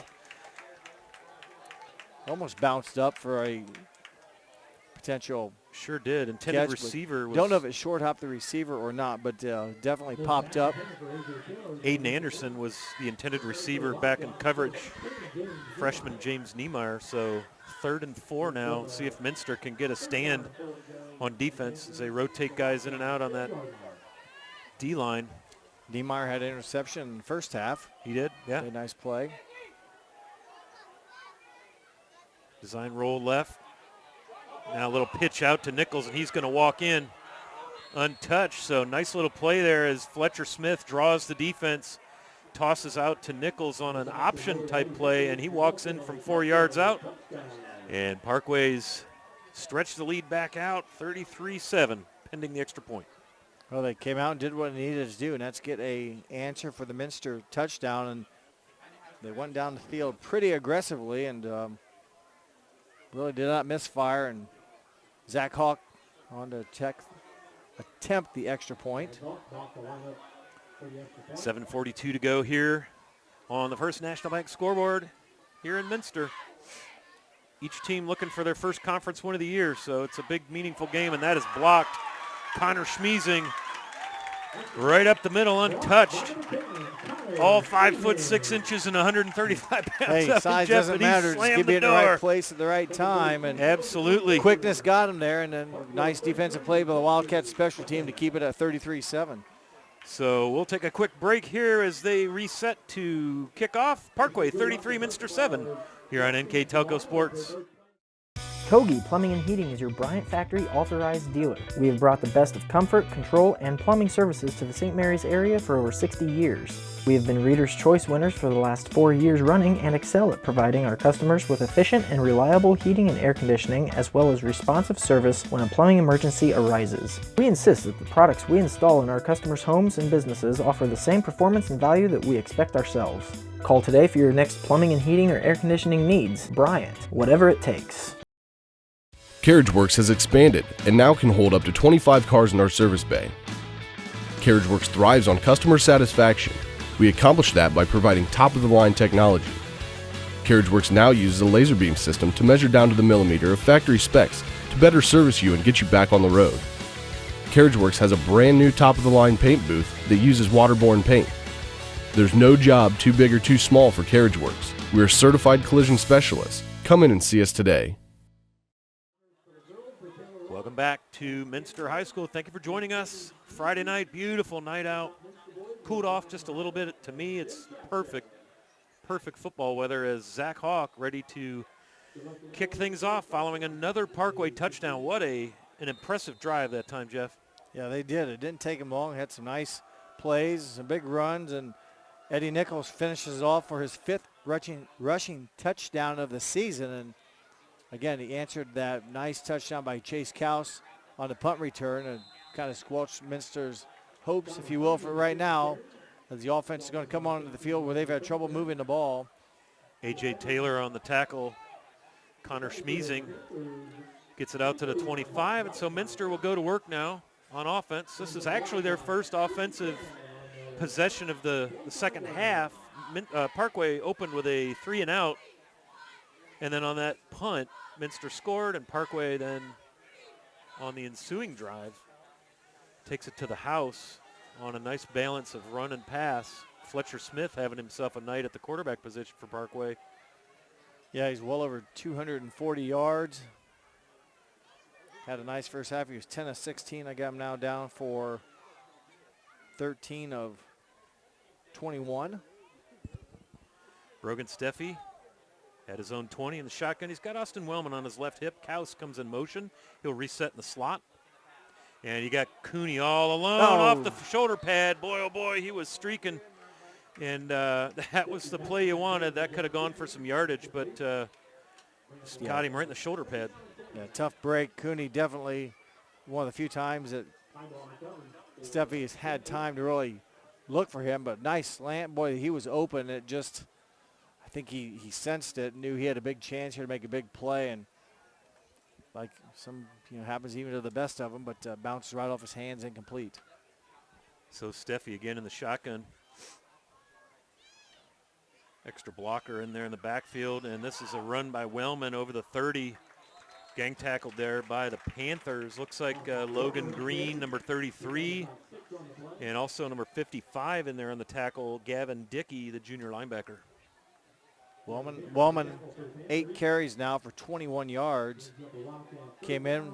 He's only played in 3 games. This is now his 4th game due to some injury early on of the season. He came in 41 carries, 106 yards, and 6 carries a night for 21 so far. Steffi keeps it, makes a couple guys miss. I'll tell you what, tough kid. He's not real big.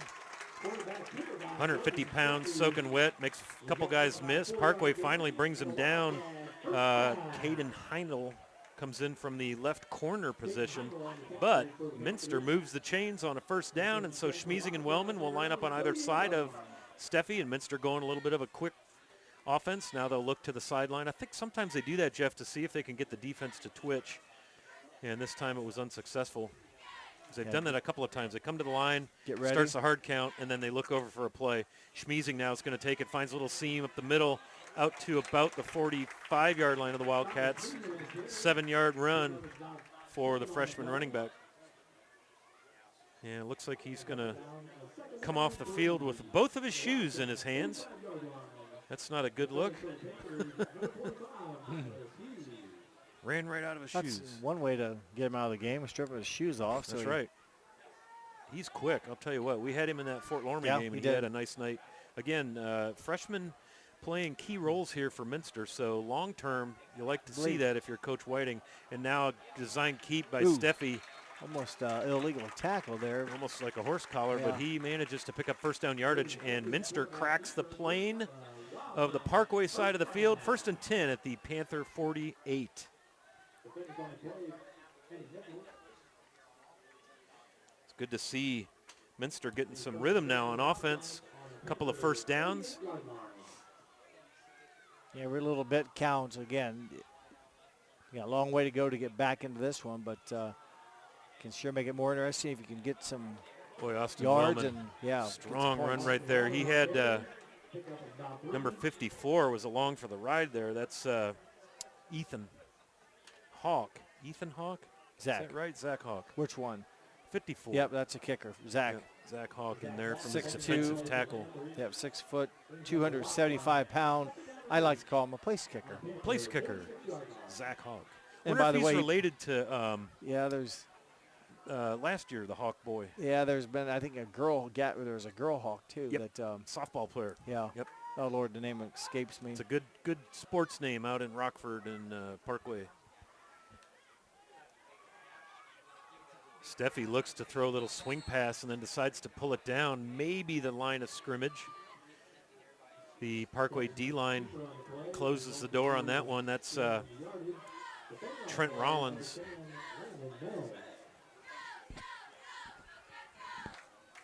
Remember, again, Coach Joel Hinkle, he's in his 3rd season on this side of the change or field. Seth Whiting in his 1st season. So some younger coaching guys, if you will, at respective schools. And Coach Hinkle, he was a part of a team that Parkway, they haven't won many of these games recently against Minster, but he won his senior game as a 2008 senior against Minster. Oh, he's got Kaus wide open at the 30, 25. He could take it down the left sideline, one man to beat. And he's pulled out of bounds at about the 3. As Kaus, boy, he is quick. I'll tell you what. Chase Kaus, the junior, 5'8", 125. There isn't much to him. He looks like his uniform's on a hanger, but boy, oh boy, is he quick. We saw it on that punt return. And there's some nice yards after catch, and Brogan Steffi did a nice job. He had number 10, Landon May, all in his face, and he did a great job of getting that ball out and finding the receiver. And now you're going to get a flag. I think Minster's going to get flagged on a false start, unless Parkway happen to be in the neutral zone. We'll see.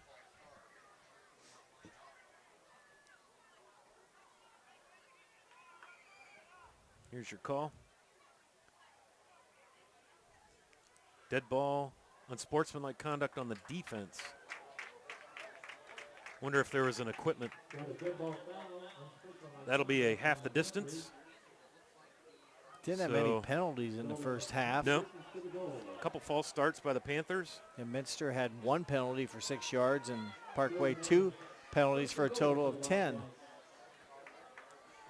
Third quarter score into the third. Versailles 17, New Bremen 12. St. Henry. I'll get you that score in a minute. It's Minster now, 1st and goal at about the 2. Wellman in the backfield, and he's going to block for his quarterback, and Steffi walks right in. Nice play there. Austin Wellman sealed the linebacker, and Brogan Steffi walks in untouched for the Minster touchdown. Well, good offensive drives here. One by the special team to open the quarter, and now the offensive unit takes over at their own 25-yard line and converts a score. That big play, of course, was the big pass play to Kaus from Steffi. The 43-yarder got him down here. And your kick is up and good. And so with 3:57 left to go on the First National Bank scoreboard, Parkway Panthers 33, Minster Wildcats 14 here on Senior Night in Minster on NKTelco Sports. Are you looking for a new career with amazing growth potential? NKTelco Press and Automation is hiring for many positions right now. NKTelco is a global company that is growing with its sights on being a billion-dollar company. Machinists, service technicians, human resource personnel, IT specialists, electrical engineers, mechanical engineers, and many more. The opportunities abound at Nidec Press and Automation. Go to minsterjobs.com now to get started on your new career with Nidec. Welcome back to Minster. The Wildcats, a couple of third quarter touchdowns here. And Parkway 33, Minster 14, 3:57 to go on the First National Bank scoreboard. Scott Fry and Jeff Henschen, happy to be with you tonight. Well, Brogan Steffi scores his 7th rushing touchdown of the season, a 2-yard run, as he connected with Chase Kaus to get him down there for 43 yards to get him in near the goal line, but Kaus rushes it in for his 7th on the season. Short kick, Parkway covers. That is number 20, the senior Aiden Anderson. Little collision there. He saw Caden Heindel collide with him, and it looks like he might have a lower leg situation. Looks like maybe a cramp. Logan May is going to stretch him out. So while I don't wish cramps on anyone, it doesn't look like it's an injury, or he wouldn't be wrenching on that leg like that. A couple of other score updates. Versailles carries it in 4th and 5, rushing touchdown to take a 24-12 lead now on the Cardinals down at Whole Field to open the 4th quarter. So real tough one down there. Yeah, the Bruins dig themselves a bit of a hole or getting into a deficit. Not a lot of time remaining. Got now 2 scores needed to. Going to have to get some offense going. Yeah. It sounds like Versailles doing what they do. A lot of good running plays, and then they've held the Cardinal run offense to very little. So great game plan there for Versailles. And now Smith's going to have to roll. He's under pressure. And he's quick. He rolls out of there, directing traffic. Now he's going to have to take it and run, and scampers out of bounds. Manages to get 5 yards. He probably ran 40 yards. But, man, Minster got in there pretty quick. Number 29 was back there, Caleb Keys.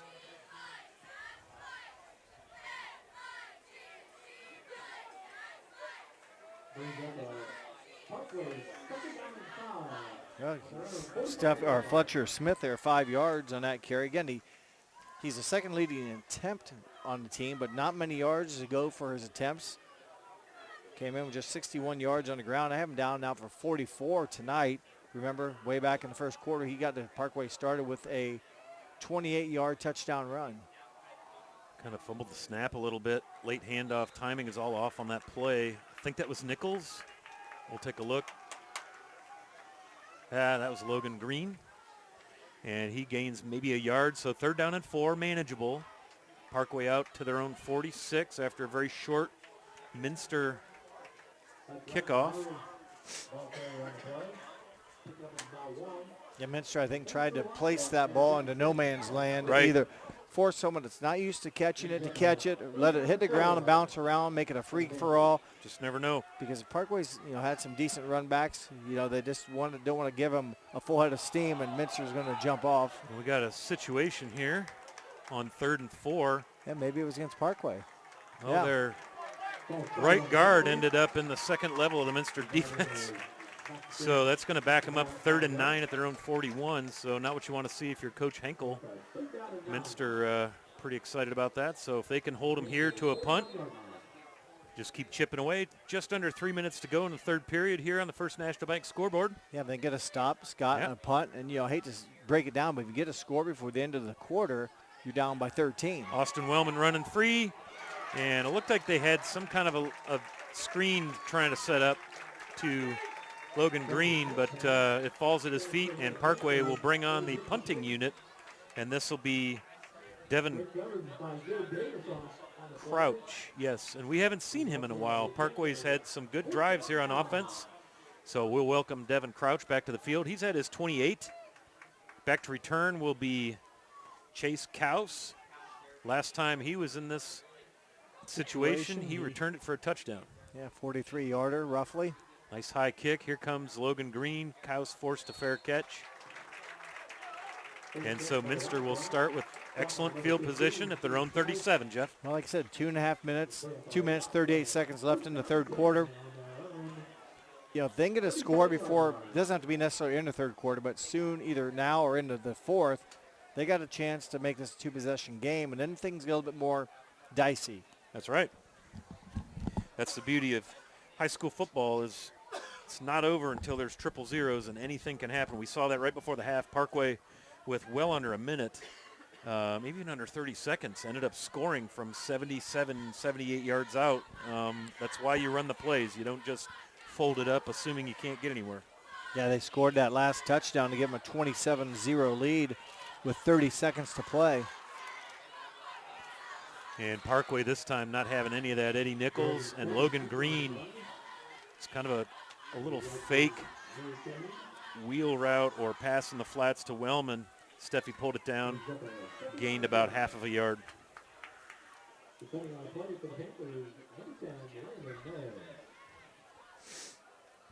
.212 and running here. Play clock down to 20.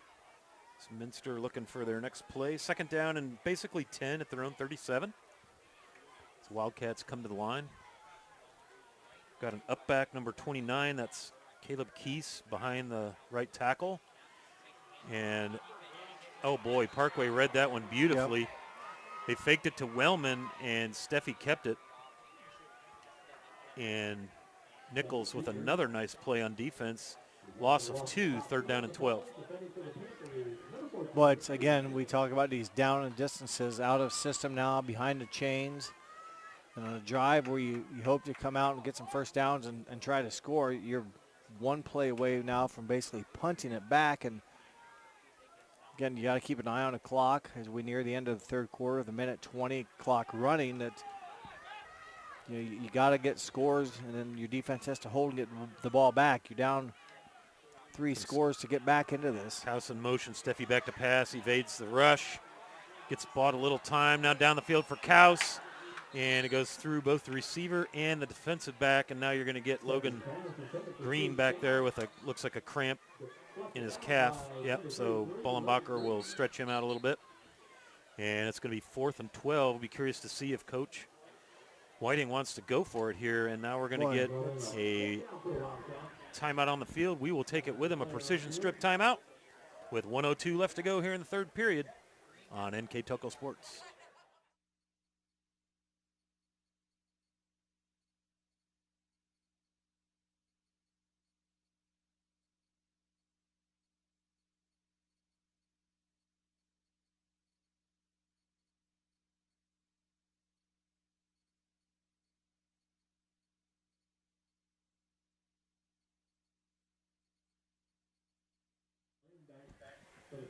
Welcome back to Minster.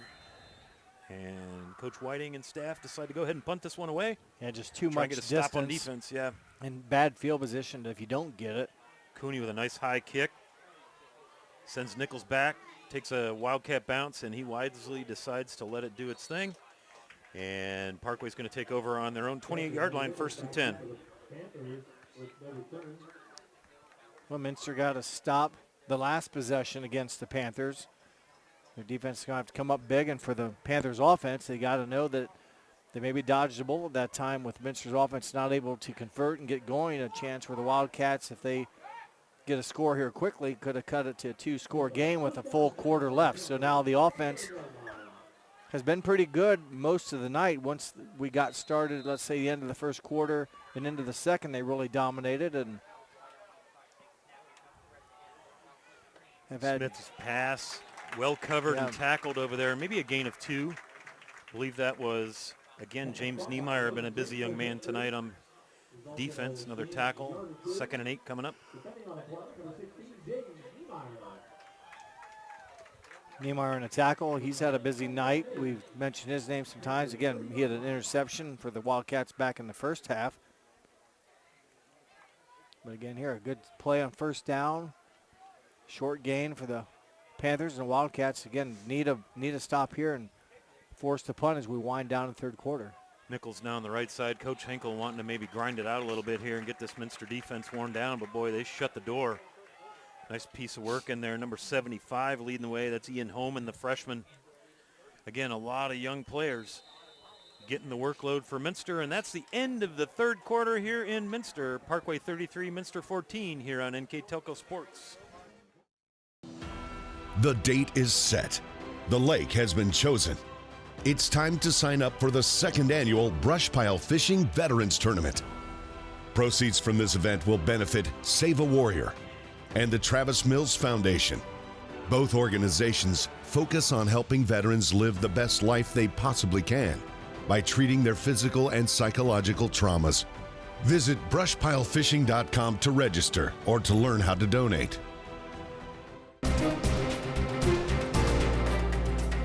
Nidec Minster, Clope, Keyhole Pizza. Welcome back to Minster, Ohio, home of the Wildcats, home of Oktoberfest next weekend, Minster Oktoberfest. And speaking of the future, you can catch this game. NKTelco Sports and our sponsors are very pleased to replay these games. And you're going to be able to watch this on NKTelco Channel 3 or in high definition on Channel 503.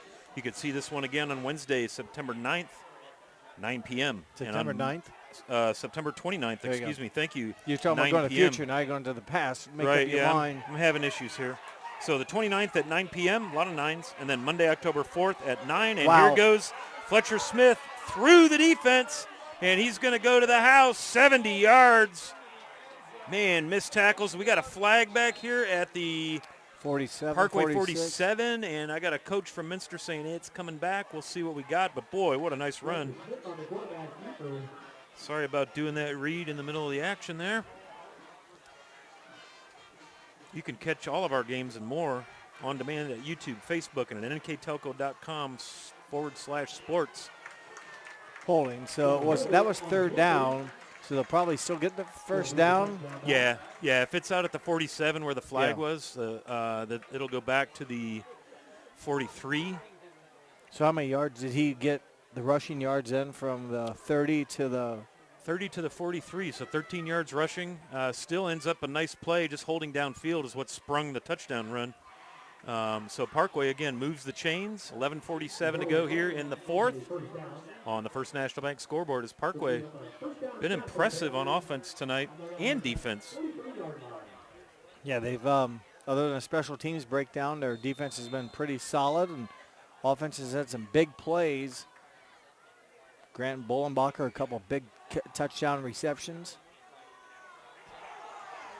Boy, he's going down the left side, and this is Nichols, and he's got a big first down run of about 14 yards into Minster territory at about the 40.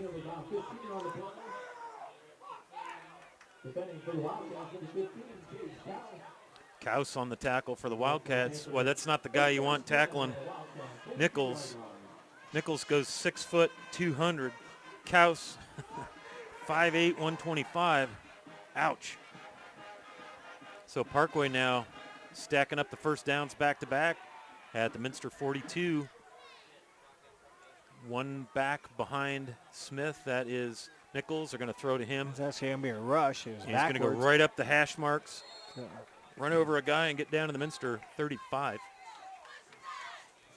Cardinals have scored with about 5 minutes to go in the fourth. They are down 24-19.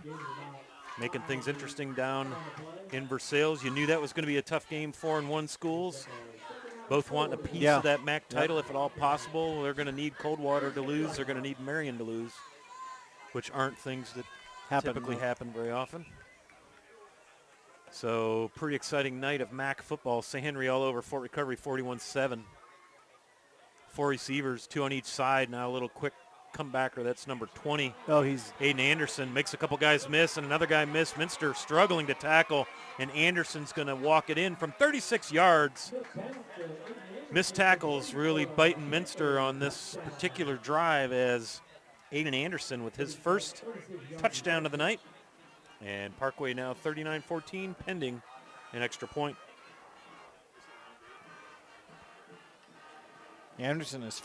Aiden Anderson, his first catch of the night. I have him down here for, and his second receiving touchdown of the season. Came in with 10 catches, now his 11th one, and his second scoring reception of the season. Zach Hawk awaits the snap. Heindel is going to be putting the ball down. He had an interception in the first half. Now we got a roller back there. Heindel's going to try to throw it. And it goes off of Landon May, and now we've got a flag, so a little bit of an adventure on that extra point try. I think ineligible downfield, if that's possible. I saw the referee in the back tap his head. Center of the, illegal man downfield. They're going to decline that, and that'll be a failed point after attempt. And so a 10:26 to go on the First National Bank scoreboard. Parkway 39, Minster 14 on NKTelco Sports.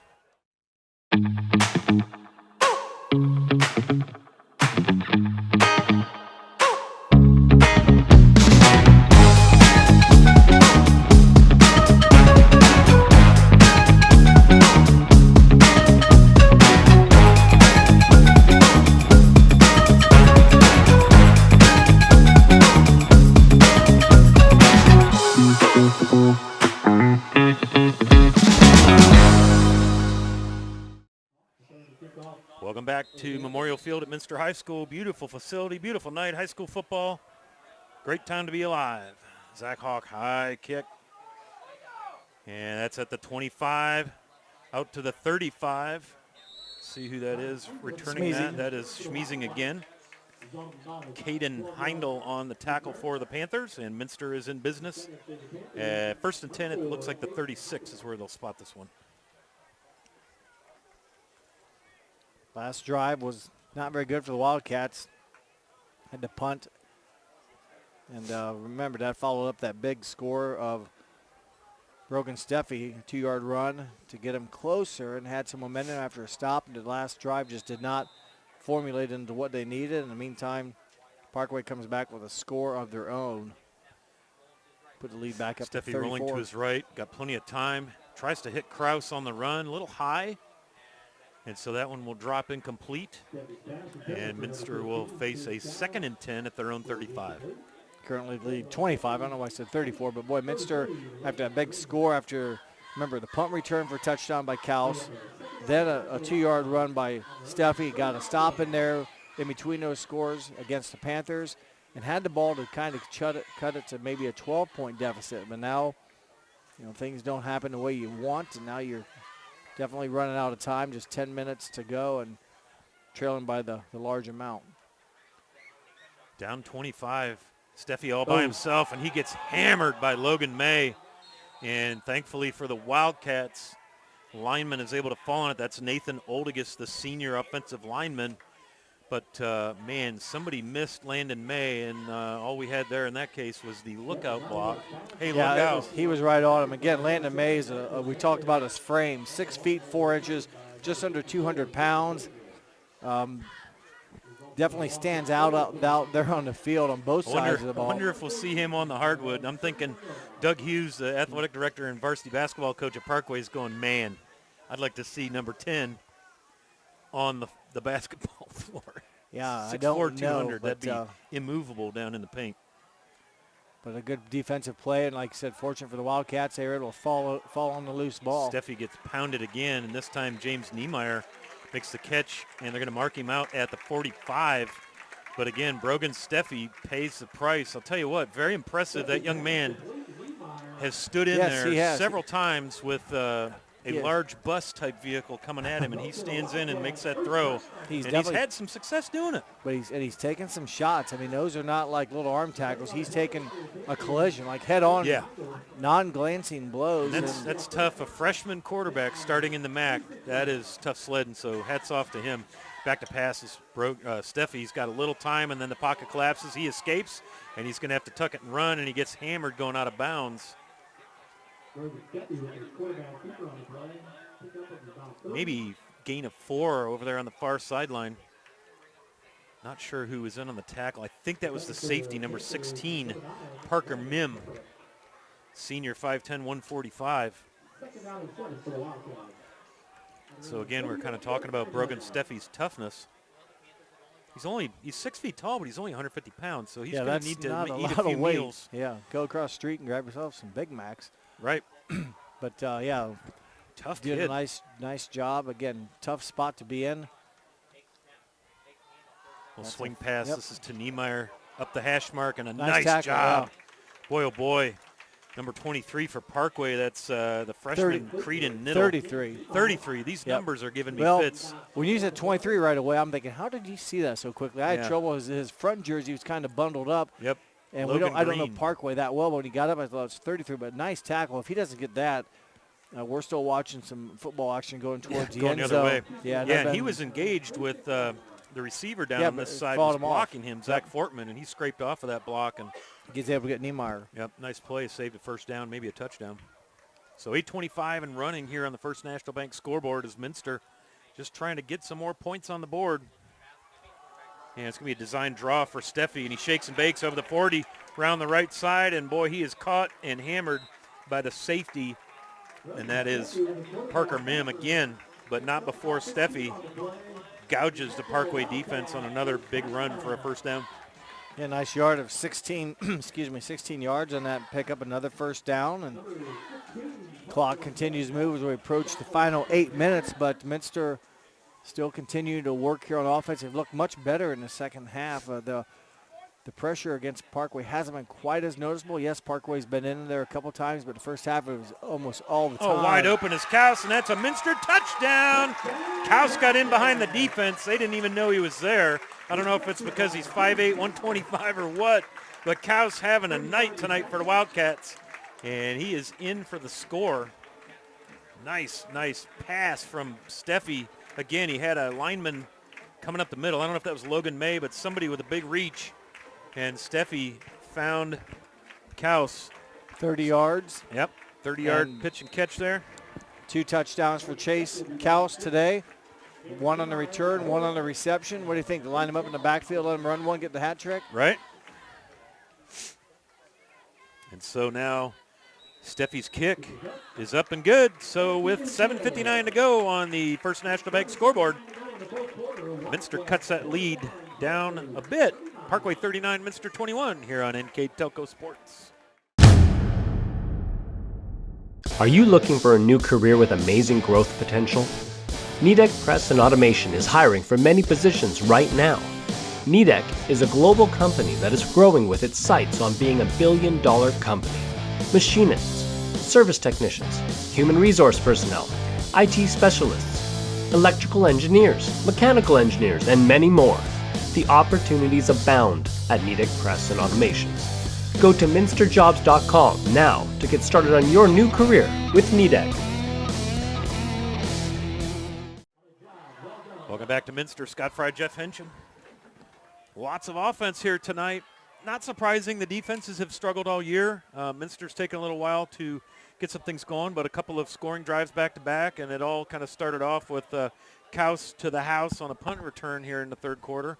And it's 39-21 Parkway. Yeah, he followed it up here with a 30-yard touchdown catch. And you look back to the end of the first half, you mentioned that touchdown that Parkway got right before the half with 30 seconds to go. The ball was deep in their own territory. And probably not, who knows, you're going to have a big run, but you just didn't want to turn it over. And it turned out to be a big run. They get a score. And that kind of right now really is the difference somewhat of the game. I mean, they're still up sizable, but boy, if that score doesn't happen, then you're, that deficit instead of being what it is now 18 points, it's down to 11, and that's 2 possession.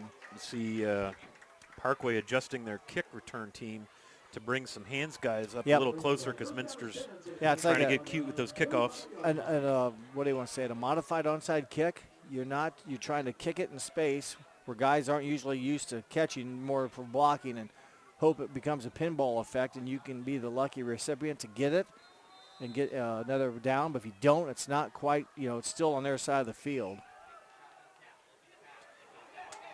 And here we go with the run now. This is Smith. Gets up inside the pressure, takes it out about 5 yards. 2nd down and 5. That's what Parkway needs as they mark it on the 49, but keep the clock rolling here. Time is in their favor with just over 7.5 minutes to play. But boy, Minster has made it interesting here in the second half. We talked or thought maybe during halftime, if they're not careful, we're going to have a running clock. Well, Minster has taken that out of the situation and, come up with some offense and made it exciting. It's a game, continue to make plays, and and score the ball and then get back on defense. And it's been an entertaining second half. That is Logan Green with the carry, stopped just short of a Minster first down. So it'll be third down and very short. Or, excuse me, a Parkway first down. Goodness. Just a little off my game tonight here, mixing up names. Goodness. So third down and 1 for the Panthers at the Minster 45, 6:48 and running on the First National Bank scoreboard. Parkway just trying to get out of here healthy.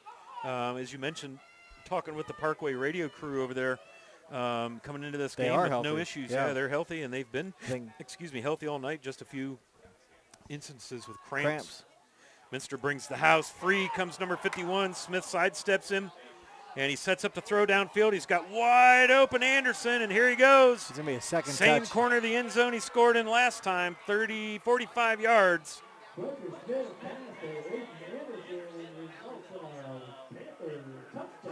What a big play there as Minster usually got him. They brought the house. I'll tell you what, Gabe Davis had him dead to rights, but I'll tell you, that quarterback, Fletcher Smith, he's played a heck of a ball game tonight for the Panthers. He's avoided some big-time losses. He's made something out of nothing. That time he bought himself some time. And when you bring the house, we talked about it, I think, last week, Scott, too, that when you bring the house, your defenders are expecting the front line to get in there and squelch a play because you can't usually maintain man-to-man coverage all the way through the field or down the field. Well, when Fletcher Smith gained himself some more time, that put a lot of pressure on the defensive backs. Sure did. Yeah, he bought himself time rolling left. And, again, Minster had a shot at him, but he made him miss. And Zach Hawk got all of that good. One. Yeah, he did. Your score now with 6:18 to go here in the final stanza. Parkway 46, Minster 21, here on NKTelco Sports. Clopay Corporation, America's favorite garage door, is now hiring for all manufacturing and over-the-road Class A CDL driving positions. Clopay is the largest residential garage door manufacturer in North America, and we are continuing to grow. Join our team and work in a safe, clean, modern environment. Clopay offers a great benefits package as an equal opportunity employer and a drug-free work environment. Imagine the possibilities when you open the door to your career at clopay.com/careers. Welcome back to Minster High School. You can see to our west, Minster School's Tradition of Excellence. Beautiful, newer building, about 10, 12 years old. The gymnasium is in there.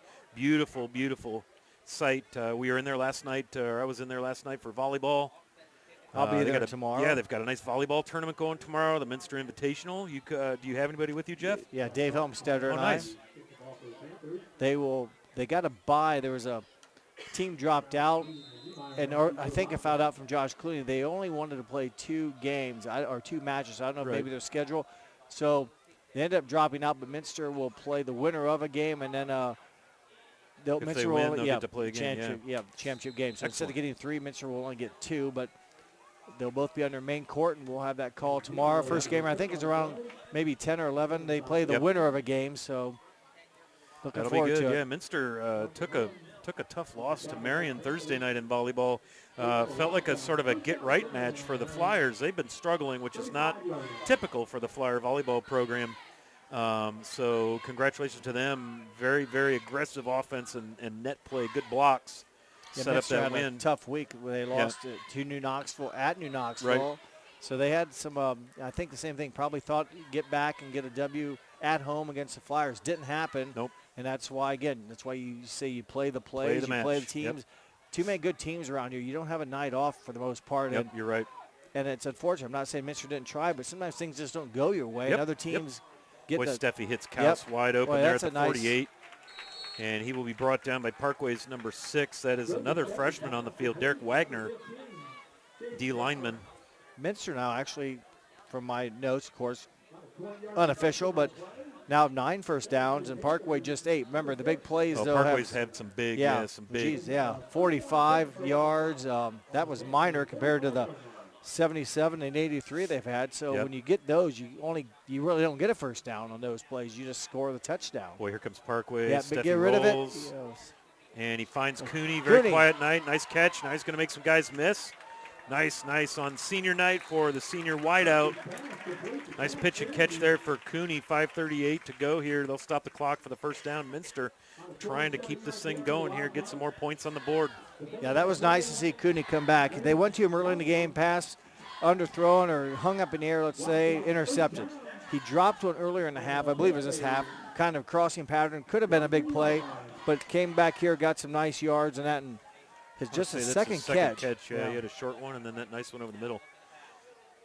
There we got some time for the quarterback. He's going to the end zone, and that is James Niemeyer for the touchdown. Boy, right in over the defensive back. And Nemo saw it coming. The DB never turned around, and that's a Minster score. So here we go, Jeff. Well, again, they're just going to probably run out of time is what it's going to be. But, boy, they've found – we talked about locker room. You know, what positive would they have to talk about in the first half? Not much. But whatever they did, and again, you can't just go in there and berate the team. You gotta coach them, and evidently they didn't bury their heads and give up. They've come out and played a good second half. I mean, they've been basically even or tied with us, the Panthers, here in the first half. And there's a two-point conversion. And a two-point conversion is good, and that is, I think that's Eli Rindler. Yes, it is. So another senior chipping in on the night. And so with 5:18 to go in the first National Bank scoreboard, Parkway 46, Minster 29 on NKTelco Sports. New Knoxville Supply Company, the supply source for residential, commercial, and industrial jobs. We specialize in plumbing products from many name brands, electrical products from replacing a light switch to rewiring an entire house, heating, air conditioning, and geothermal products, sheet metal ductwork, installations, and service. We are now housing more inventory, so all the hardware items you need to complete the job are available right away. New Knoxville Supply. Stop in, call, or check us out online at newknoxvillesupply.com. Welcome back to Minster, home of the state championships. I think 37, There's a bunch 38. of them. There's a bunch. I was looking in the trophy case last night after the volleyball match, and we got this big, beautiful wooden case in the commons of the elementary school, and just what a sports program here over the years, and it's in all the sports. Yeah, the ladies have probably got more titles than the men, thanks in no small part to women's basketball and running. So.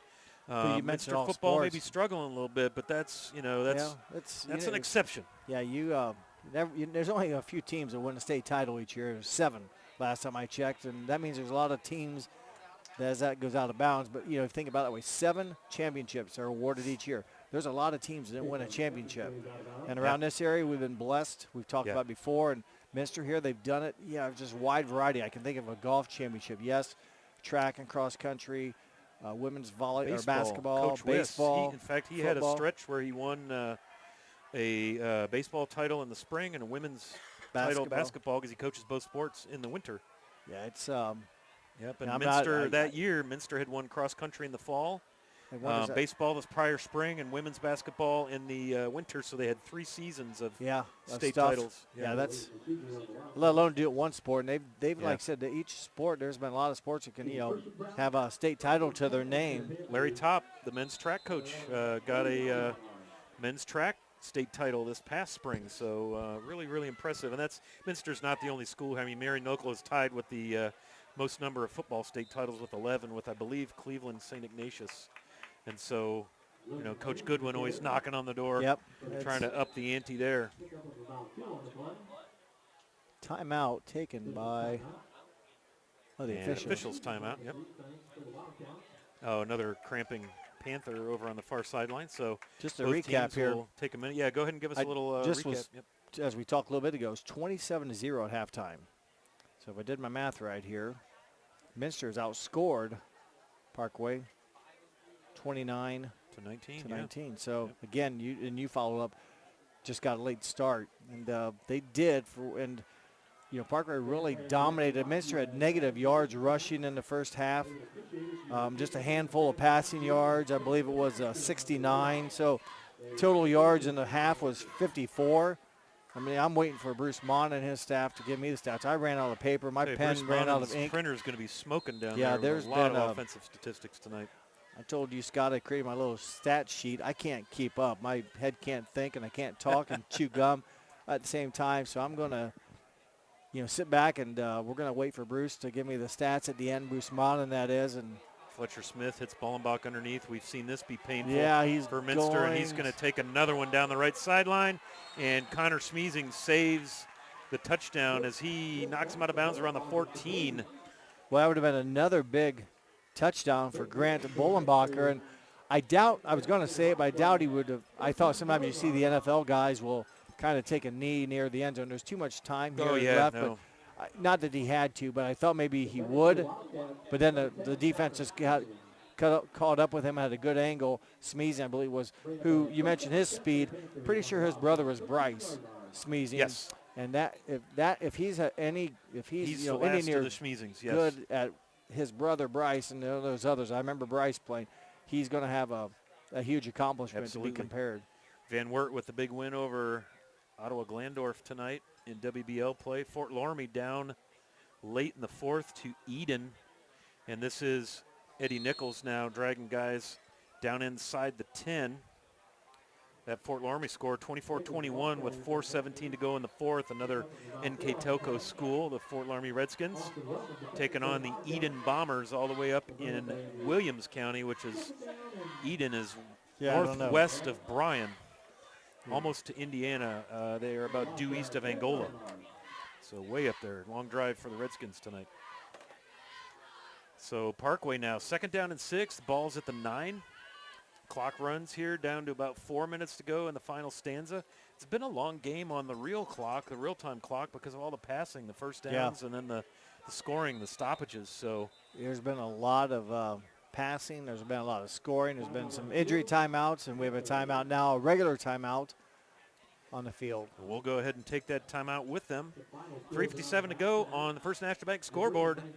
Parkway 46, Minster 29 as we get another precision strip timeout here on NKTelco Sports.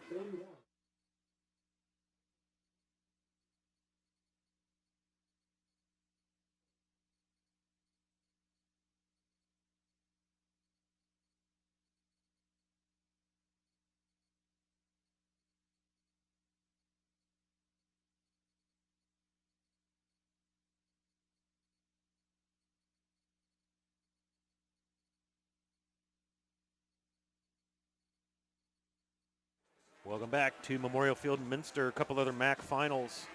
St. Henry 41, Fort Recovery 7. So the Redskins continue to roll. We gave you that Versailles New Bremen score. Versailles goes to 5-1. The Cardinals 4-2.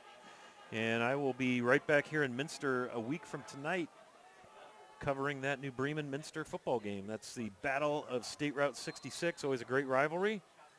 And now Parkway, 2nd down and 6 from the 9. A little bit of a jumbo package. They're going to give it to number 9. And he is stopped maybe back to the line of scrimmage in there for the Wildcats. That's number 51, Gabe Davis. The ball carrier was freshman Landon Hamrick, 5'8", 155, good-sized young man there for the Panthers. And again, with their sophomore quarterback, only a sophomore, you got to think that Coach Joel Henkel is feeling pretty good about that.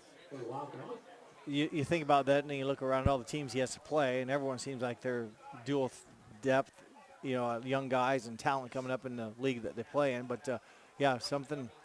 Little jump pass, and it is caught complete to Landon Hamrick, but he goes to the turf. So no, okay, they got it. Yep. Timeout and Minster. Timeout Parkway? No, Minster. Excuse me, timeout Minster. We'll keep it here, 3:08 to go. So next week, again, New Bremen comes into town. It doesn't get any easier. I think I have that one with you again. For Minster. Is that right? I think so. I'll try to get out of that. No. This is our 4th Friday in a row we've worked together, and hope the weather is as beautiful as it is the past 3 or 4 nights games we've done. It'll be Oktoberfest, so I may roll into town a little early, get a bratwurst, some sausage balls. Boy, if you've never been to Minster Oktoberfest, that is an event worth attending. That's a real thing. It's amazing. It probably started They're about coming 50 up years on, ago. They're coming up on 50 years, 1973, I believe. All those things kind of started around the late 60s, early 70s. New Knoxville, ironically, just had their 50th Fall Festival a few weeks ago. It's been defunct for a few years, but they had one that would have been a 50th year, had the American Legion. Oh, nice. It rained all day, and it was a sloppy mess in the grass, but you know what? it was still a good time, and absolutely that was put on, and many memories growing up when I attended that. How we used to have what I love about small town living. Boy, the tug of war festivals contests that were there. Adolph's had a huge tug of war team, and that brought people in. It was a big deal. Volleyball tournaments across the creek that Lee Schreier had to build a scaffolding bridge to get across. I like that about New Knoxville's festivals. In the summer festival, they do a little baseball tournament, 4th of July. Yep. Here goes a fade to the back corner of the end zone, and that is going to fall incomplete. Well defended back there by the Wildcats. Yep, nicely done. I think that was James Niemeyer, number 16. It did, and it was. And cleanly, so you don't get any cheap penalties. Right. And sometimes that might it gives you that first down. Yeah, sometimes I think it's too ticky-tack. I know you can't impede the receiver, but I'm like, my gosh, some of that contact they call penalties on, it's like impossible to defend. I don't know how you could win as a defender. And but anyhow, nice job, he said, by Niemeyer, I believe it was, not getting a penalty and getting the ball now to the Wildcats with just over 3 minutes to play, and see once we get another score. Absolutely. Another WBL score here. Elida at home, victorious over Defiance, 17-7. So congratulations to the Elida Bulldogs as they pick up a conference win tonight. 3:02 to go in this one. Minster 1st and 10 at the 10. Steffi's back, and then here's the screen. Yep. This time they had Whaleman. Yeah. Again, the ball was underthrown. It was low, and he was backpedaling, though, too. He had big Jace Armstrong coming in, 6'4", 305. I was just going to say, 76? Yes, that is 75. 75, yeah. Another guy, I wonder if Coach Hughes is being asked about basketball. That's right. Another, 6'4". That's 6'4", 305. Yeah, Parkway's D-line, Zach Hawk is the shortest, and he's in there at 6 foot, 275. Now we got a flag in the end zone. Or near the end zone. Yeah, the official was in it when he threw it, and that was a quarterback there that time. Steffi, everything kind of caved in, and so he gained about 3. Let's see what the flag's all about. Holding, so that's going to be down near the goal line now, because that flag was laying at about the 2 or the 3, so that'll be a half the distance from that flag. And so Minster's going to get backed up deep here to replay second down. So far this possession not starting out like they wanted to try to finish the game. It's declined, so they'll flip it over to, I think, 3rd down now. But Minster, hoping to still competing.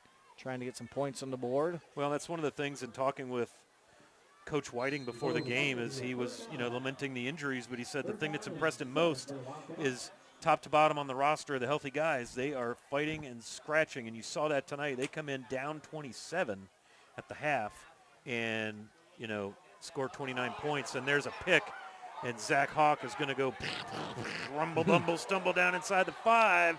And Parkway. Was there a fumble? Oh, no, they're celebrating. It's an interception. Yeah, I thought maybe then they fumbled it near. Oh, yeah. I got you. Yeah. Zach Hawk, the place kicker, picks off the Steffi pass. And Parkway's in business now. Still 2.5 minutes to go. 1st and 10 at the, I think they're down at the 5. Yeah, it's inside maybe the 6. Wish maybe we had a winner's quality meets replay of that one.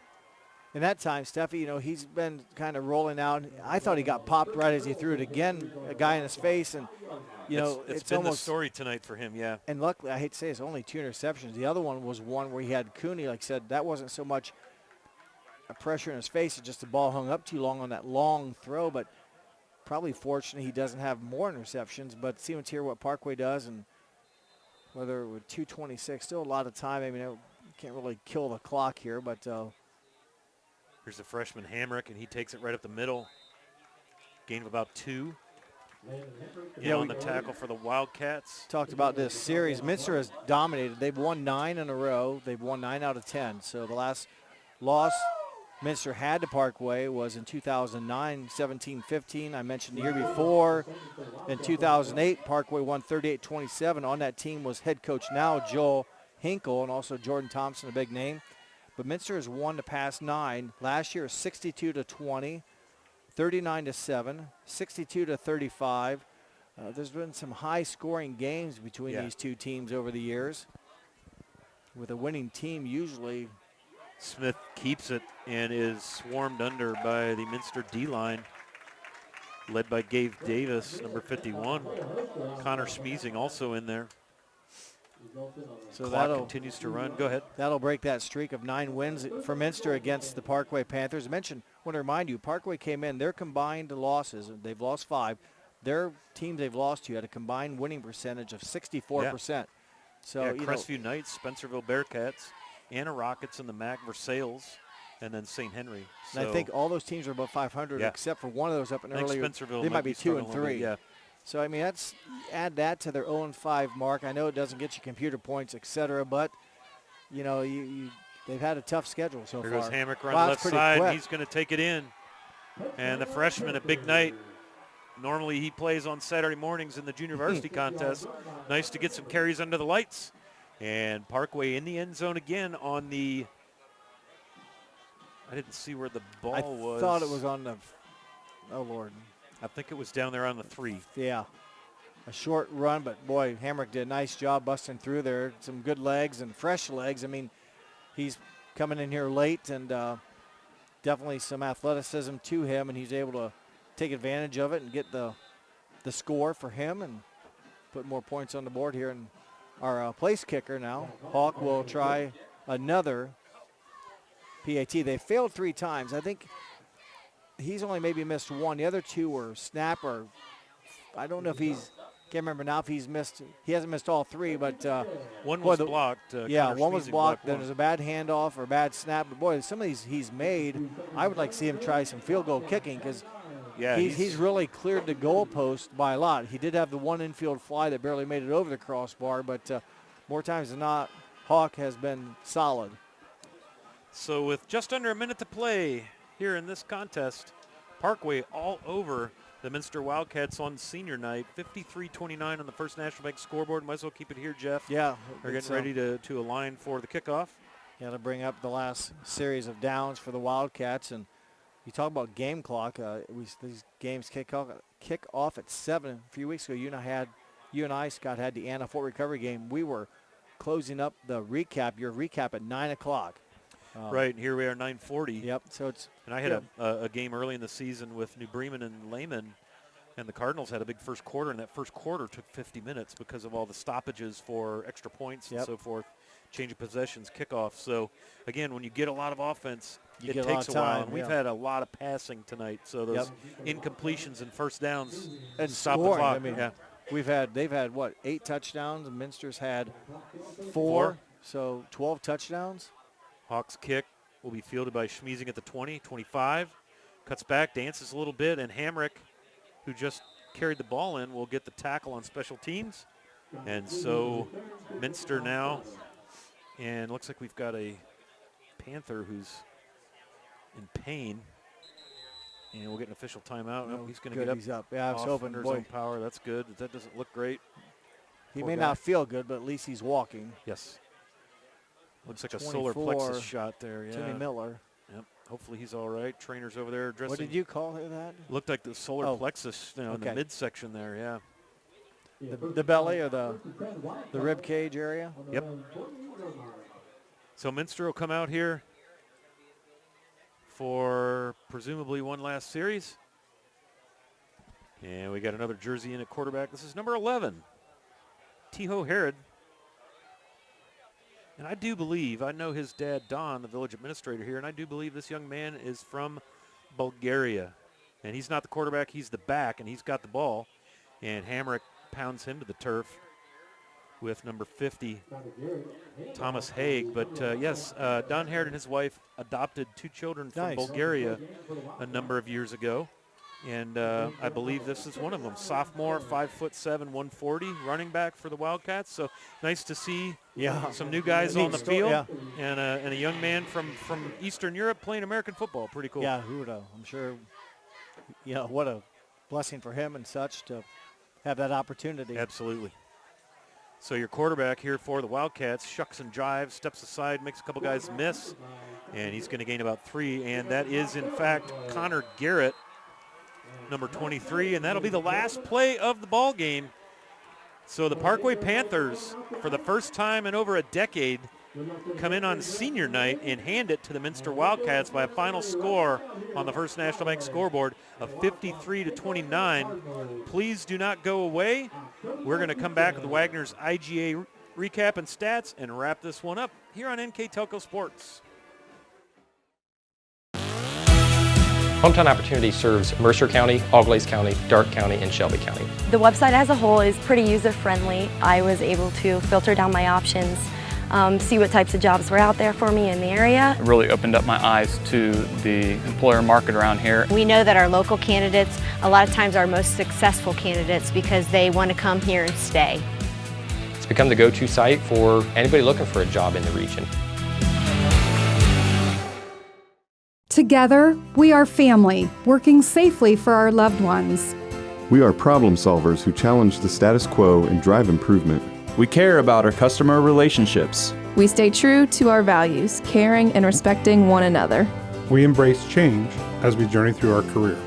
We are Precision Strip, the world's leading processor of rolled steel and aluminum. Precision Strip, doing the exceptional.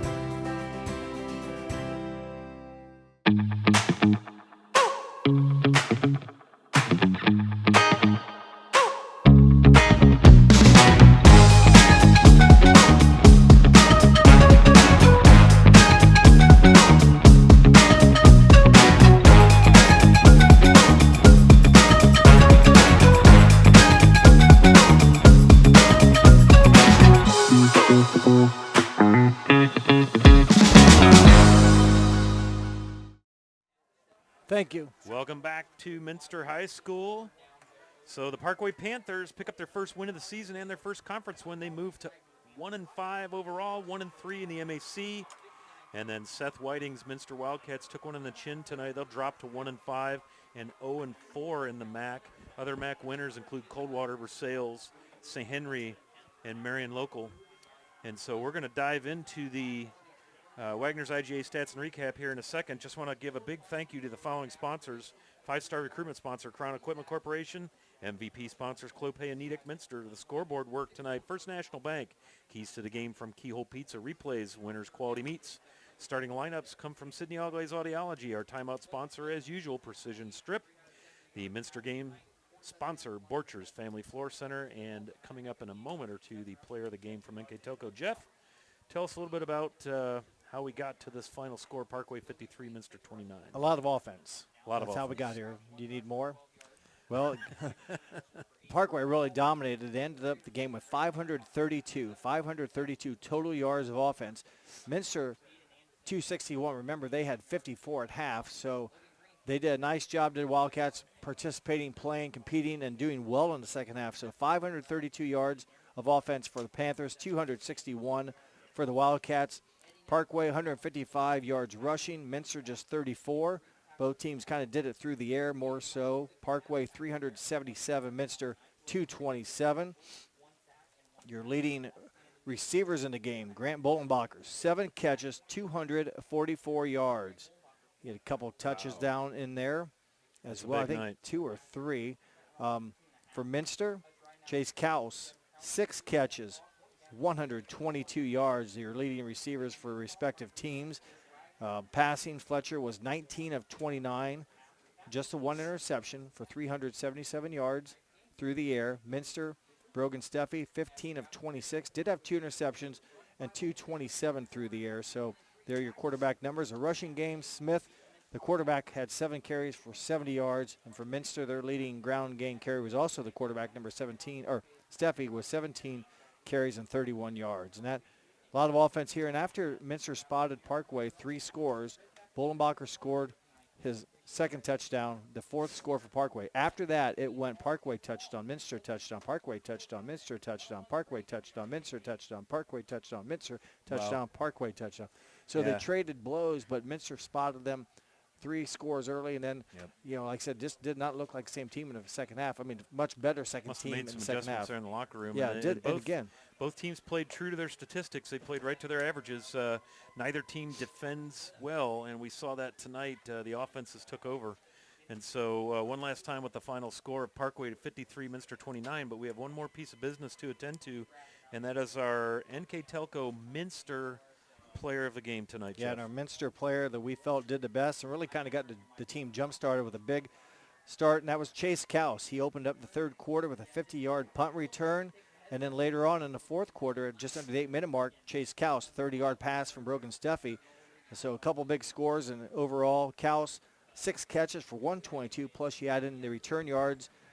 Big night for Chase Kaus. Congratulations to him on our Minster NKTelco player of the game. So congratulations to Chase Kaus. 2 touchdowns tonight. One last time, Parkway 53, Minster 29. For our cameraman, Nolan Emerson. For Jeff Henshin, I'm Scott Fry here on NKTelco Sports.